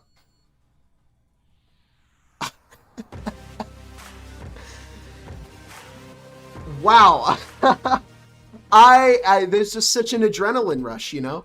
A team that nobody expected to come in here and win has tied Sunset Ravens, and they just beat Nexus 7-2. Decisive. That's a decisive win if I've seen one. I mean, and like I said, you can discount them as much as you wanted to on that defending side, but they showed they know how to do well. Apparently, they're the masters of factory now because they've won what 2 and tied 1. But it's just impressive work I keep seeing from the War Dogs team, and it's hard not to want to. I'm sorry, like kind of give them a little bit of favor because it's just entertaining because of their strategies, how they do things. And it's just been working out for them. I don't know what they're doing. I don't know what their team is chanting or whatever they're doing on there, and that it's making things work out for them, but it's working. It's working consistently, and I mean, at this point, they got one more round to really hold us up and potentially go into the top 2, but I think with this win, that definitely places them on first place. So if as long as they can either, I think, do a really good job in the upcoming round, we might see them tomorrow, honestly. Absolutely. Yeah, a quick rundown on the scoreboards here for you. Jacob 8-7, Alex Silence 9-8, Dario 4-8, along with Alkin and Merca 2-9. Over on War Dogs, Siwi 13-5, Kaiser 10-5, Balasabia 6-5, for Russell 4-7. And Alex, we don't quite have their data because they left the lobby a little early, I think, to get that headset charge in. Guys, we have just one more round here in the EU Challenger Cup. It's going to be a big one. Don't go away. Let me give you a quick score update because I think we are once again, the final match to be finished here. Oh no, Aethic versus Dagger is still happening right now. But War Dogs beat Nexus 7-2. Niffin beat Vortex 7-0. And Sunset Ravens has beat Team Juice 7-5. So War Dogs Martini has played against Nexus. They've played against Sunset Ravens. They played against Niffin. So do you think they're going to get an easier match to wrap things up? Or do you think they're going to... Well, you're right. They played against the top 3. Maybe Vertex. I guess, yeah, they might get an easier match in the sense of, teams that aren't as high up on this ranking.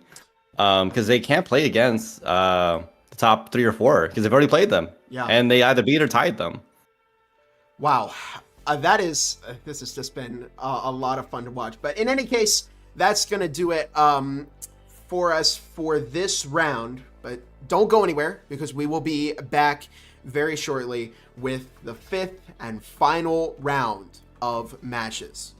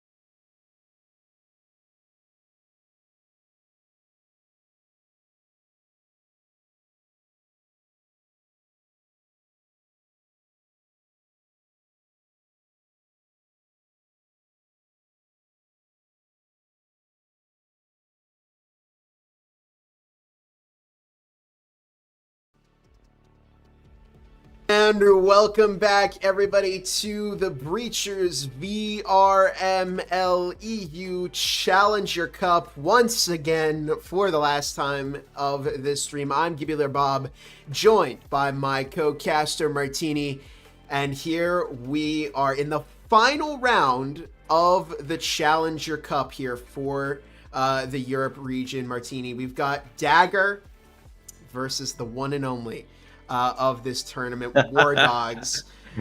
Wow, this should be a fun matchup here. I mean, Wardogs, we've been following them. Well, they were casted for their first game. You can watch that on stream 1.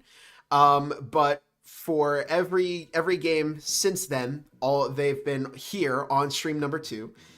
And we have watched some of the best breachers I think I've seen. Some of the entertaining. I would definitely say most entertaining. Some of the most entertaining breachers games I've ever seen.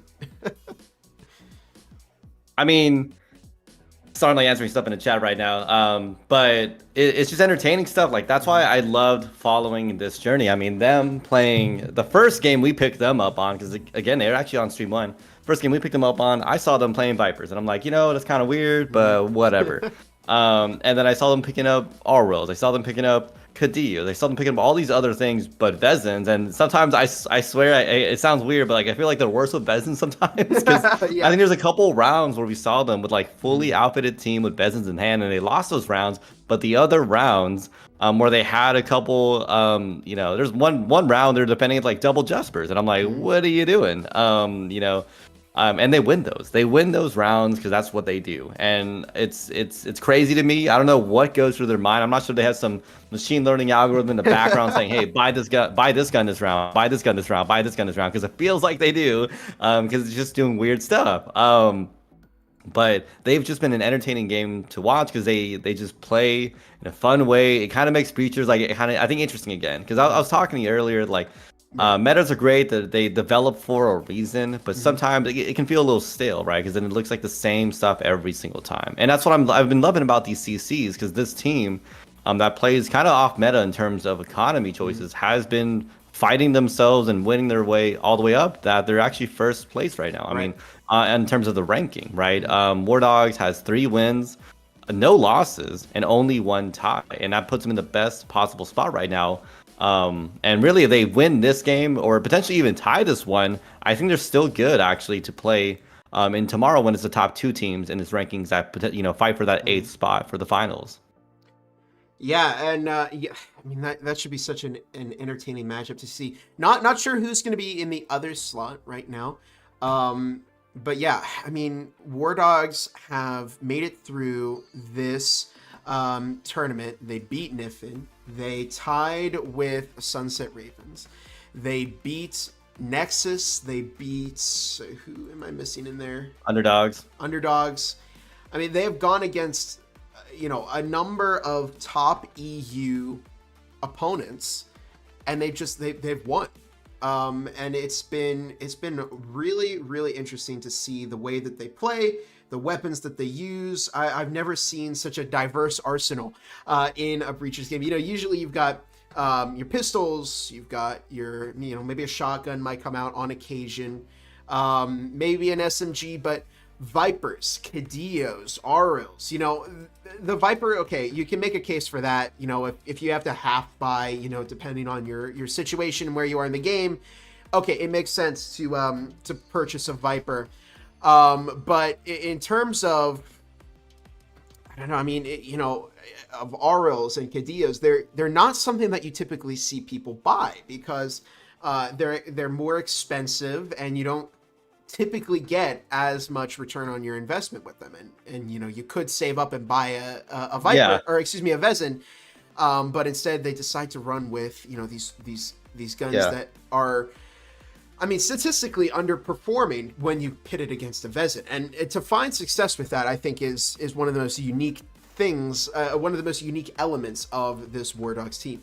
I'm not sure if it's just a mix of them just having crazy clutch plays or something amongst that, but it kind of feels like that. There were several times, that I think they're clip moments. Like, someone got a crazy 2-piece to follow up and switch things in their favor, or they had some crazy swing that worked out for them, or they had someone on the back end that they weren't expecting with the roaming, and that tipped things heavily in their scale, and in their favor really.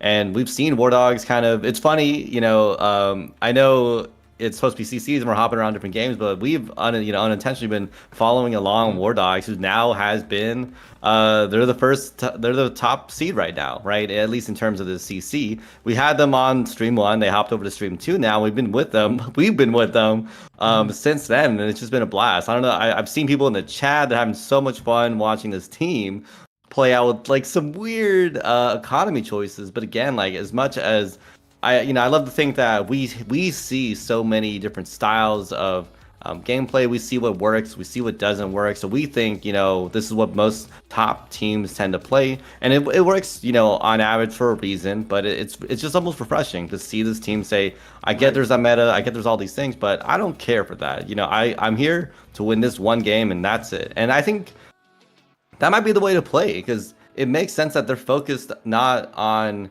min-maxing and then being okay with round losses, knowing that you have a best of 3 format. This is a best of 1. You got the one game, you gotta win it here, otherwise you're out. You're kind of out, right? It's not an elimination tournament, but in terms of points, you need to be able to get enough points to place top 2 to play tomorrow and fight for that wild card spot to play in the finals. If you can't do that, then you're not able to play. And maybe this is the way. Maybe this is a different way of looking at Breachers. That, like, if they focus on I gotta win this game and this game only, maybe it'll work out a little differently. But anyways.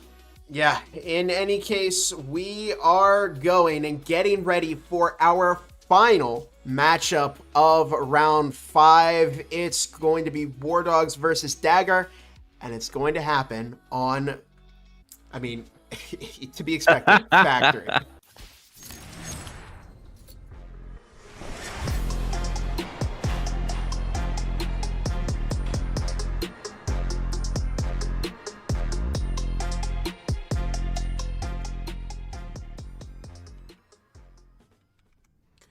I don't think I can really think of a more fitting location to end this matchup on Martini. Was their first map on Factory? Like, I wonder if, like, have they played Factory, literally every... They played Factory every single round of this challenge. Wow. I honestly, I think I'd be disappointed if we didn't finish the saga of War Dogs here on Factory. Here we go, starting off round number 1. We've got a Taurus, 3 Spectrals, and a Cyclone from Dagger. 3 Spectrals, 2 Cyclones from War Dogs, as Dagger on the move. Circus off Femke. They've got a bot over on Dagger. It's just walking right in for Russell. Oh, no. Gonna find that initial pick. There's a frag toss. And it's interesting. This is an assembly push. Typically, you see that site B push through orange storage. Nasty finding Price with a Taurus. Good opening pick for Dagger. Yeah, Dagger definitely having kind of a small start here. Never mind, Tesco going crazy with the shots over there. Now 2 players down on the War Dog side. This is not a good start for the War Dogs players, considering this is them on the defending side. It's not working out for them anyways. Kaiser swings it, gets a shot off on Circus Saw. Now leaving a 3v3. It's a trade, even for both teams.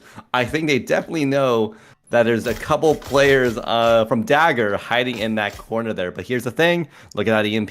It's hiding now in the middle of the War Dogs side. And it's looking like it's going. Shots coming out from Kaiser. They're almost knocking out Nasty down for the count. 3 health in hand. His health economy is looking a little bit rough for the Dagger side. I think they're going in for potentially a reset here as their players decide to swing it. But again, this is why it's important to really watch how people are utilizing the EMP and how they swing. Because here's the problem now. Look at Dagger. The EMP is stuck in the middle of the War Dogs site. They have to retake site to then plant the EMP. So that puts them in a very rough situation, especially with the War Dogs players knowing exactly where it's at.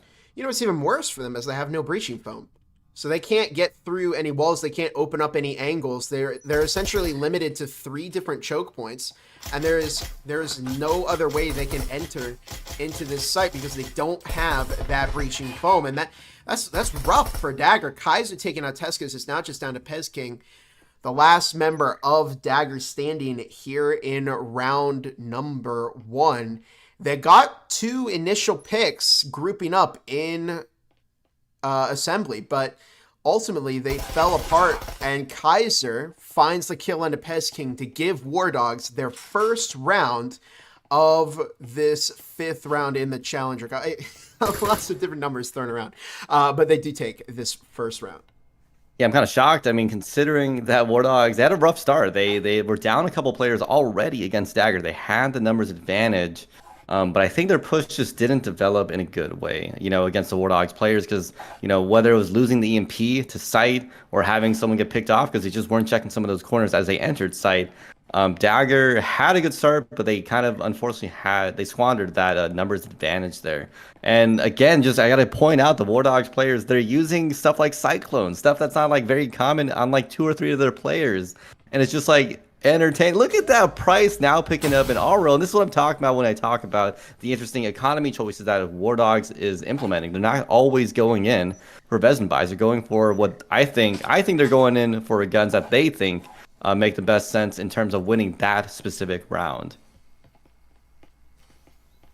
Yeah, absolutely. And we'll see. I mean, I just watched Price pick up or purchase an Auro right in front of my very eyes. So we'll see how they can utilize that. A frag tossed way into site A. Gonna catch some damage onto Alex here, as we do see the round 2 Vezin coming out from both Kaiser and Balasabia as a Viper. Again, in the hands of for Russell. They don't have CB here with them this time. Kind of the master of the Viper over on Wardogs. But meanwhile, Dagger bringing it up to the roof. It looks like they may try orange vendings, as there's the breaching foam on that hatch. And there's now just 2 minutes, 15 seconds left on round number 2 here in this final round of the Challenger Cup. Nasty, Tesco, both sitting upstairs as Kaiser does find a pick onto Pez King, although they are getting flanked here. Will they get... Oh, yeah, they do get surrounded and taken out by Sphinx, but not before dropping 2 Dagger players. That was, I mean... Was it worth it trading a Vezin? Maybe that's the mindset of why they have this Vezin player off. If they can do enough damage to the Dagger offense, it may be worth it to just give up a Vezin because you'll be able to keep control of this. Nasty finds for Russell as Circus Saw may get picked by Alex here. There's the Spectral as Circus Saw does rotate out. Price finds the kill onto Nasty, and it's a 2 versus 3. Yeah, that Auro. Oh, the What? trip mine was Oh my goodness, no activated way. by. Did you see that? Circus Yeah, Saw yeah. activated the trip mine to kill Alex, but it doesn't matter. That frag was there to knock him down for the count. And just, again, weird choices that they're doing that are somehow still working out for them. Now leaving a 1v2 for the Dagger player. But I mean, that's a Vezin in hand, EMP in hand. Definitely a possible situation. They can get at least 1 pick with the headshot. They honestly can make the next one. But the thing is, if they get that pick, it's got to be the player with the Vezin in hand. Balasabia over there with the Vezin in hand versus Sphinx potentially, but Price with the Auro is kind of risky. But again, this is Wardogs we're talking about, right? Maybe they know how to use that Auro to the best effect as they decide to swing in, going hard in on this corner. They know that someone is in that corner, but Price is able to take out with the Auro in hand. Doesn't matter as the Wardogs players are able to lock it down for another point in the pocket. And I don't know. This is what I'm talking about. Off-meta economy choices that just consistently have been working out for the Wardogs players.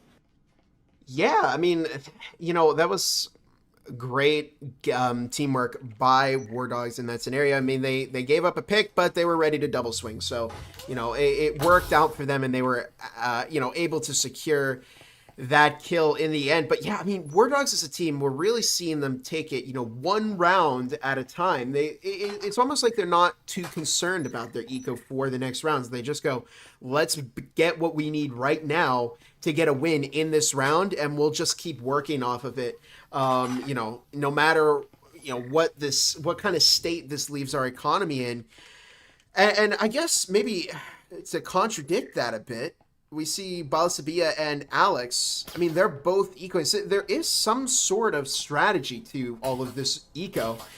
but it is one that within the, you know, the 4 matches that we've seen from them so far, you know, here on Stream 2, I have not been able to figure out.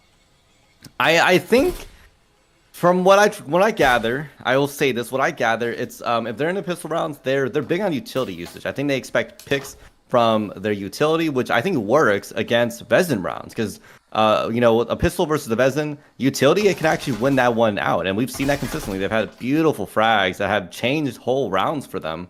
On the other hand, they have stuff like Vipers, and they play aggressive with a Viper, knowing that it's not the best at always getting the picks, but it's got a good amount of speed, mobility, and that sort of stuff, and it's worked out for them consistently. I think they just know how to engage with the specific guns they're working with, and this is why I make the joke that War Dogs' training regimen is you got to do 10,000 hours in every other gun besides the Vezin, and it seems to be paying off well. War Dogs training regimen.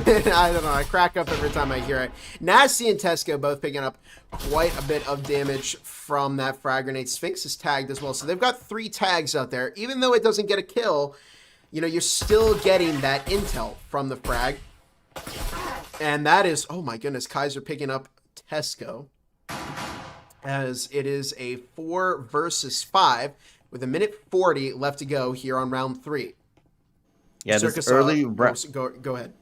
No, you're good. This early round picks and even a lot of damage coming in from the War Dogs players, and their defense is looking almost impenetrable, at least for the Dagger team. You know, the previous teams we saw them defend against, they at least had a little bit more success, but Dagger's been really struggling to really get a good foothold on the War Dogs' site. And it looks like they are going for the rotation now on that biohazard room. But 4 Russell is around that corner with the Viper in hand. We'll see if that gets a lot of value out of it or not. But now time is counting down too. It's also a minute in a round. There's not too much time left. They got to do something soon because the pressure is starting to mount up. Martini, I'm getting so worried for Dagger here. Circus Saw over by Generator right now as Nasty makes entry, but there's that trip mine there. It could find Circus Saw if they didn't notice it. I'm just not sure if they have an idea of that trip mine actually being there. But they, meanwhile, over towards Site A, there goes the wall into Site A. And it looks like Nasty might rotate around towards Cubby. And this is some interesting strategy we're seeing from Dagger. Kaiser takes out Nasty.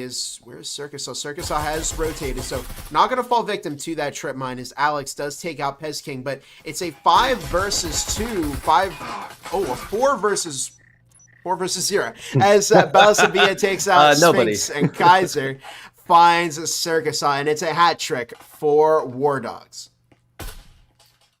3-0. I mean, this is just feeling like a one-sided game at this point. War Dogs has been very definitively winning against the Dagger side, and Dagger at this point is trying their best to really scrounge up the economy that they have left. You know, thankfully, because of that loser consecutive loss, you know, gain that you get, now they can get, you know, 2,500 around, but it's still kind of rough for them, right? It's not perfect. It's not amazing.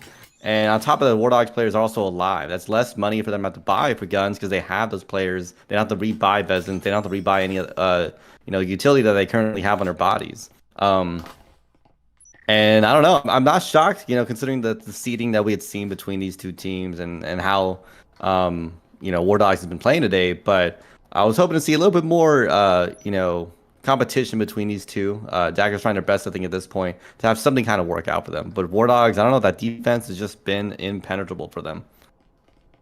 I mean, wait, someone in chat said War Dogs have plot armor. Honestly, I think they do. That's a good way to put it. Yeah, I mean, you know, we were talking about this before we started the you know, during the break. I mean, it would be very disappointing for War Dogs to beat all of these top teams and then, you know, lose to I mean, you know, just not a top team. Balsabia finds Circus Saw. That's not to throw shade at Dagger or anything, but I mean, you know, they've lost twice here in the Challenger Cup. So, you know, if War Dogs were to lose, it would just seem kind of disappointing.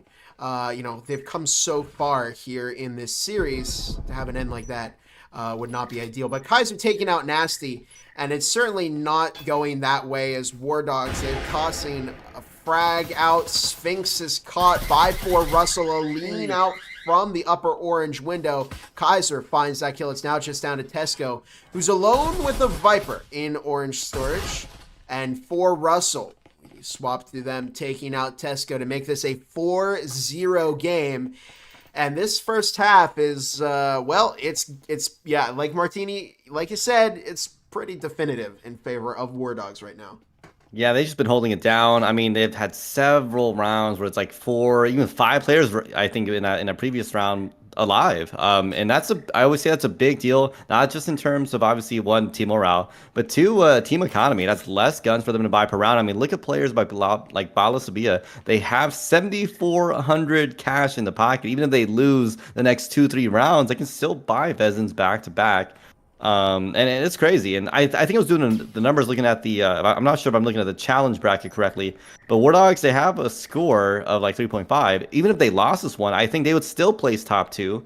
Because whatever team wins next in that NIFA Nexus match is going to give them 4 points. I don't know. I think that they would still be in the top 2, honestly, because of point difference and how everything kind of lines up. So I don't want to say that. I expect them to win this one because they're performing so well, but I think they would still be safe even if they tied this up. Yeah, I mean, and if they win here, they would be the only undefeated EU team in the Challenger Cup. Remember, they did tie with Sunset Ravens, but that's not really a loss. I mean, they didn't lose that. And then they've beaten everybody else they've played. And even, teams that have been really tough, like Nexus or Sunset Ravens, they have lost at one point or another here. Sunset Ravens tied with War Dogs, but they lost to Nexus at the same time. So, War Dogs have done an excellent job here in this Challenger Cup. They're 4-0 ahead of Dagger right now. And they still have a lot of momentum here. Now, they're playing quite a ways off of sight. Excuse me. At least Balasabia and Kaiser are, but they may return to site as Dagger changes up their push here. I mean, 2 minutes on the clock, and I gotta be honest, I guess it might be that push onto site A, but it's certainly taking a lot of time for this push to take shape here. I get it though, but the Dagger team struggle to get in the side. They're probably playing a little more conservative, I would say, and I think that's what I noticed with teams when they play like conservative. It just takes longer for the rounds. It gets a little risky. But anyways, Alex getting shot off on Tesco there. The smoke coming out to shut him down with Pez King there for the refrag. Doesn't really matter for the War Dogs players as that is still favoring them. They have 4 versus 3. Interesting. We might have been kicked. Or, no, not kicked. I think the server might have shut crashed down. Yeah. Uh-oh. I don't think we were on... Yeah, we didn't get to the second half, did we? We didn't. Ooh. They would need to play out the first half again, right? Yeah, well, we'll consult with the moderators. We've got, a couple people on hand that we can talk to here, but we will be right back. Short ad break. Don't go away. We'll be right back.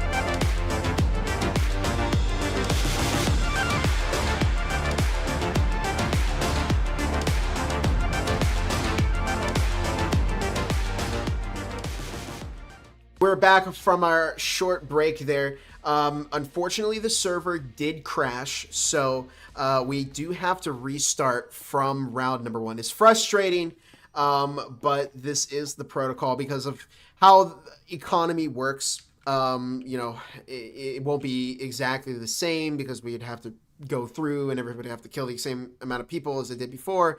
It's complicated and long. And plans and all that. Yep. Plans and so we do have to restart, unfortunately, from the very beginning of the game. If it, made it to the second half, we'd restart from the start of the second half. But it is what it is, and we are in it for the long haul here. We are getting ready back once again on round number 1 with Dagger on the offense, Wardogs on the defense. They did have everybody reconnect to their game. Here we go, starting things off once again, this time on the middle floor. And we're back on the pistol round. 2 minutes 50 on the clock. Kaiser is up in orange vendings as Nasty, Pez King, Sphinx, Circusaw all up on the roof. Tesco down over by assembly. I'm not quite sure what they're waiting on here. I guess maybe they're going to delay the push and try and throw off Wardogs a bit. Kaiser waiting over in lockers at the moment as Circusaw does make entry over into orange vendings. Kaiser's going to pick up that initial kill as Dagger looking to rotate and try something else. Yeah, the Dagger team, I mean, it's a little different for them now. They know how Wardogs plays. They can kind of play around that. Anyways, Pratt coming out, getting some shots out on Nasty, not quite ending them. But Kaiser coming in with the Cyclone in hand and knocking out Nasty through that head right there. But Sphinx is right there, bringing around the corner, probably trying to get a little peek in. And never mind, Kaiser gets another peek out. I don't know what happened there. Sphinx might have had a brain fart and Ballas via getting a shot off on Pez King on the bottom there. And now leaving it all down to the one remaining player, Tesco, on Dagger. Wow. I'm wondering if they're going to commit to this. I think there might be a bit of lag from Tesco. Okay, there is a lot of lag from Tesco. Oh my goodness. I don't know if you're seeing this or not. Yeah, that looks very I think it's certainly client side as Tesco using Oh my god, that's wow. pretty Okay, that is egregious. crazy. And I think with the lag, I don't know if Tesco. Yeah, okay, Tesco's gonna have to jump in the window as they make their way into orange storage, and they're just Oh, they're committing with the lag. Oh, I would just go for the save, I think, at this one. wow. I mean, yeah, not too much to save though. 50 seconds on the clock. They've just got a spectral. As we do see, yeah, Alex take out Tesco, give round number 1 to Wardogs. That will be a very interesting element to this matchup here. Yeah, whoa, did someone get a team kill there? Wardogs coming into a pretty solid round. Well, how many players were up in that previous round? It was like 3 or 4, something like that, pretty definitive. Yeah, I think everybody, I don't think they lost anybody on Wardogs, except I for the thought- very end. Oh, yeah, you're right. But I mean, look at this. Wardogs changing up their economy choices a little bit, but they're still leaning into that Viper. They're still leaning into that all roll. Still leaning into those Cyclones and even that Jesper in hand from Alex. I mean, this is what I talk about, what I love seeing what Wardogs decides to buy. It's kind of like just a fun, like, ooh, what are they buying this round, I mean, how are they going to make it work out? Because they've been doing that round after round. I'm not sure if this strategy is going to work for them once they get to the playoffs. Potentially, if they lose this one, they might not be able to play it out. Because it looks like other teams have actually moved around on the bracket. So actually this, I know I was saying before the server reset that they're going to win this no matter what, but I think there's another team actually won. That puts them in really good contention with Wardogs. So they do got to win this or at least tie this one out to push them up in the top 2. And look at this development from Dagger, but they're not watching their flank at all as Balsabia takes out Circusaw. Kaiser finds the kill onto Sphinx. Nasty goes down to Kaiser, who drops a second. Price finding Pezkin. I mean, in 20 seconds, it's now just down to Tesco, who is, I think, maybe intended to enter the building with everybody else, but they find themselves upstairs. I think the lag is proving very bad for Tesco. I am shocked. They might need a. This is one of the few times I'm like, I'm gonna be honest. This feels pretty egregious. They might need to consider checking out some of their subs they have on the team. You know.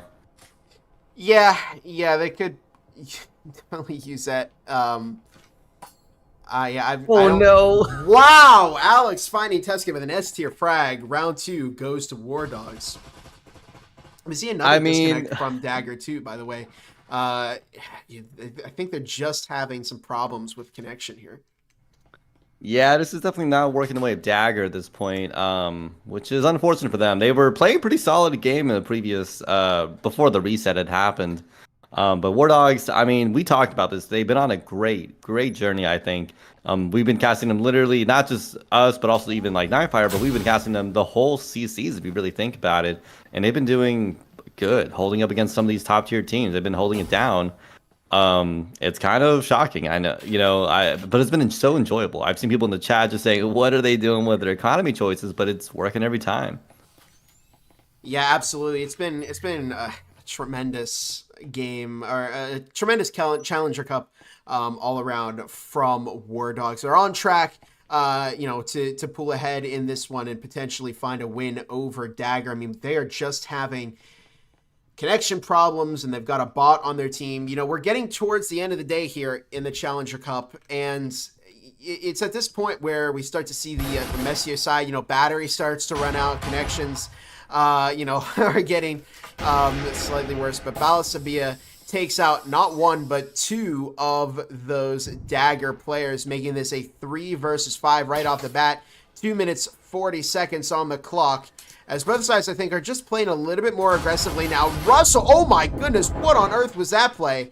And Pez King almost went down to that frag grenade, swinging, but dropped by Price. This is now just down to Circusaw, last member of Dagger standing here in this first half. And look at the swing out from Russell. Look at the swing out from Price.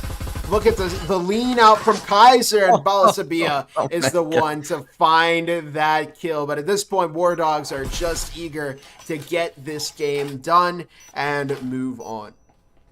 Yeah, I think at this point, War Dog smells blood in the water, and they're coming out in full force to knock out the Dagger team. I mean, considering that if you really think about it, they effectively have 3 players. One of their players that dropped maybe due to some technical issues, but you have players like Tesco that are just really suffering with that internet connection, right? You're seeing that ping, they're just moving back and forth, and it's kind of just funky, literally teleporting all over the place. It's just I feel bad for the Dagger players. I'd love to see them in their full force like we had seen previously, but it's just not working out for them. And I'm hoping, I think at War Dogs at this point is just hoping to finish this up as soon as possible, Yeah, absolutely. I mean, yeah, just watching Tesco here, this terrible lag. Hopefully they can get that sorted out. And of course, yeah, they're missing a player. They've got a bot. And yeah, it's just all around been a pretty rough game for Dagger so far. I mean, if they got War Dogs to worry about, one of the most successful teams here in the EU Challenger Cup. And we do see Circusaw making their way through servers right now. 2 minutes 50 on the clock as Russell will find that kill onto Tesco. And I'm surprised Xavier hasn't gone down yet. Those offensive bots are usually very eager to find kills. And Xavier finds Russell. Will they find Balasabia? No, Balasabia will drop Xavier. We do see Kaiser upstairs in upper orange right now as Circusaw, I think, rotating back onto gravel right now. Nasty making their way down to orange storage.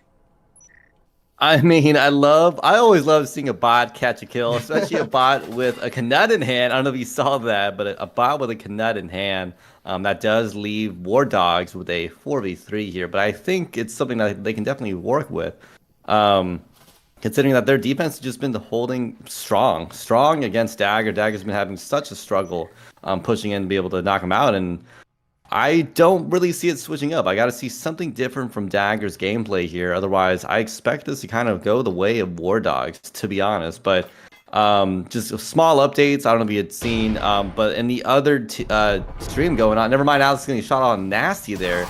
And Price finishing up Circus Star there, now leaving it down to Pez King, who's stuck in stores now, holding it down with Balasabia coming on the back corner there and knocking it. Oh, what? Wow, what a flick! That's a flick if I've seen one. I'll tell you that. Yeah, Balasabia, I think, got a little bit too overconfident there.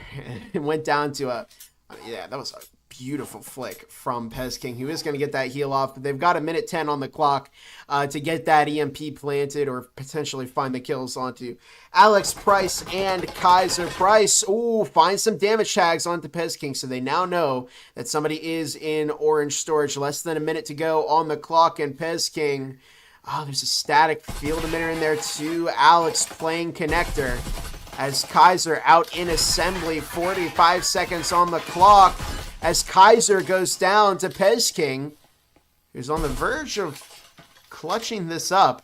What would be a very, very impressive play from Dagger here. Half a minute on the clock, though, as Alex still playing connector. Pez King gets another heal off with just 20 seconds left to go.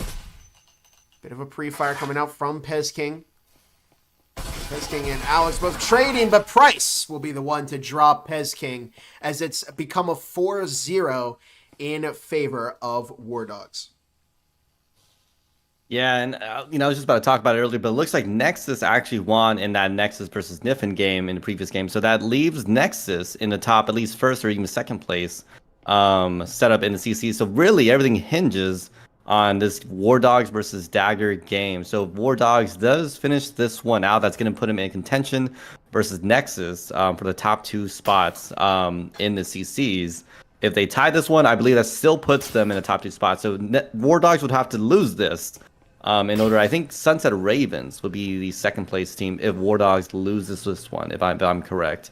So I think War Dogs definitely in a really good spot, right? They're in a spot where they can afford a tie, and they can still continue on tomorrow to place in that finals, and potentially get themselves that 8th spot in the finals. Yeah, like the playoffs. What a matchup that would be. I mean, we already saw War Dogs versus Nexus actually here on stream too, and it was a 7-2 in favor of War Dogs. Now tomorrow is going to be a best of 3. So we could potentially see Nexus pull ahead if it comes down to, a case of winning maps. But I don't know. War Dogs will certainly be a formidable opponent. But they do have to win this one first. As Tesco does reconnect for Dagger. I'm not sure if their connection has gotten any better.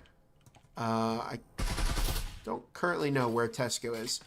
But we do see, I think it's Circuson now walking up to orange vendings, but I think they're walking in place over here. So we might see another disconnect from Dagger as Xavier finds Alex. Xavier is fragging out over here for Dagger, as we do see an incendiary toss. 2 minutes 10 on the clock as Kaiser does find the kill onto Bod Jonathan. Yes, Circuson now disconnecting, as we do see Kaiser drop Tesco. Pez King found Balasabia, and 4 Russell wraps things up with a kill onto Pez King. It's now 5-0 here in this first half. One more round, and it'll be a first half lockout for War Dogs. And I gotta say, it is unfortunate to see Dagger having, the amount of connection issues that they have been having. I mean, they've lost one of their players. Tesco's been having a rough connection. Circuson just got disconnected as well. Really unfortunate that they're having this many problems with lag. Yeah, no, sorry, I'm just looking at chat right now, trying to see. People are speculating who's gonna play tomorrow. War Dogs has to lose this. They have to lose a 5v4, by the way, really a 5v3.5 because of that Tesco lag spike stuff. In order for any weirdness to happen, I just don't see that happening. It'd have to be very funky game for War Dogs in order to throw this, especially considering that they're 5-0 at this point. They are very much slotted. I would bet money on this. They are probably going to play tomorrow, considering the points, considering the current situations going on in this game. And this is a path that I'm not shocked. We saw Vortex, never mind. Boss will be getting a shot off on the bot there. Never mind. The bot there. Wow. But they've been playing so good. Wardogs has consistently been getting those weird picks, has some weird off-meta choices, but they've been getting these wins in this Challengers Cup. Yeah, it's really been, a good game here for War Dogs all around. And yeah, I think Dagger would really have to lock in here on offense to stand a chance of beating War Dogs. And it's just not happening here in defense as War Dogs walks away with that first half lockout 6-0. They could potentially close things out here on their offensive pistol round. Yeah, I mean, at this point, Dagger confirmed win. War Dogs. I'm looking at the wrong name here, but Dagger confirmed finals. Sorry, I'm reading the wrong script right now. Sorry. No, War Dogs is confirmed in. Like, they have the tie that gives them enough points. This is just them playing it out now, right? They confirmed the 6 rounds in. They got that tie. We're good to go. Let's go. No, I'm just kidding. But War Dogs, they're in a really good spot. But I'm curious. I want to speculate. Tomorrow, how are they going to play? Nexus is playing tomorrow against War Dogs, and they. It wasn't a definitive loss, but it was a pretty solid loss, right? It was like 7-3 or 7-4, something like that from the War Dogs team. So I expect them to do some similar performance tomorrow against Nexus. But word of advice, I think if you have map banning, don't play Factory. War Dogs seems to just kill it on Factory because they have not lost yet on Factory. You can think about that. Yeah, I mean, it was 7-2, so they did beat Nexus pretty considerably in their matchup. But yeah, I don't know. I feel tomorrow will be extra tough for War Dogs because it's not just coming down to one map, which they can play Factory. Factory may be a factor, no pun intended. But yeah, I mean, it should be very interesting now that they're gonna have to win, a best of 3, and that'll force them to go to some different maps. As for Russell takes out Pez King, we now find ourselves in a 3 versus 1. It's just down to Circus Off, the last member of Dagger, standing here in round 7. And For Russell will find the kill to give it a clean sweep for War Dogs. 7-0 here in this EU Challenger Cup. And what a tremendous, tremendous day it has been for the EU in this Challenger Cup. War Dogs did an amazing job. They've made their way into the 2 contenders to play tomorrow in the best of 3. They tied Sunset Ravens. They beat Niffin. They beat Nexus. They beat Underdogs, and they just beat Dagger. Wow, it has been a long but very, very fun day. And thank you all for joining us over here at the VRML. Thank you to Martini, my co-caster, for sticking it out with me here. And yeah, it's been a lot of fun. And we are going to go ahead and end things here for this EU Challenger Cup, but don't go away because in just 20 minutes, we will be kicking off the North American Challenger Cup, which, hey, if the EUCC was this entertaining, I imagine the NACC is going to have a lot of if there's surprises. if there's an off-meta team like War Dogs, I gotta be tuning in. At least later. I'll be busy tonight. I wish I could hop on a CC for that, but we'll see. Yeah, but we will have a plethora of casters ready to go. Myself and Nightfire, of course, and we do have some more casters that will be joining us as well. But we got to go because we got to get ready for that. But again, thank you all for joining us. I'm Gibular Bob. This has been Martini. Congratulations to War Dogs and Nexus for moving on, and we will catch you all in the next Challenger Cup matchup. Have a great night, everybody, but also don't go away.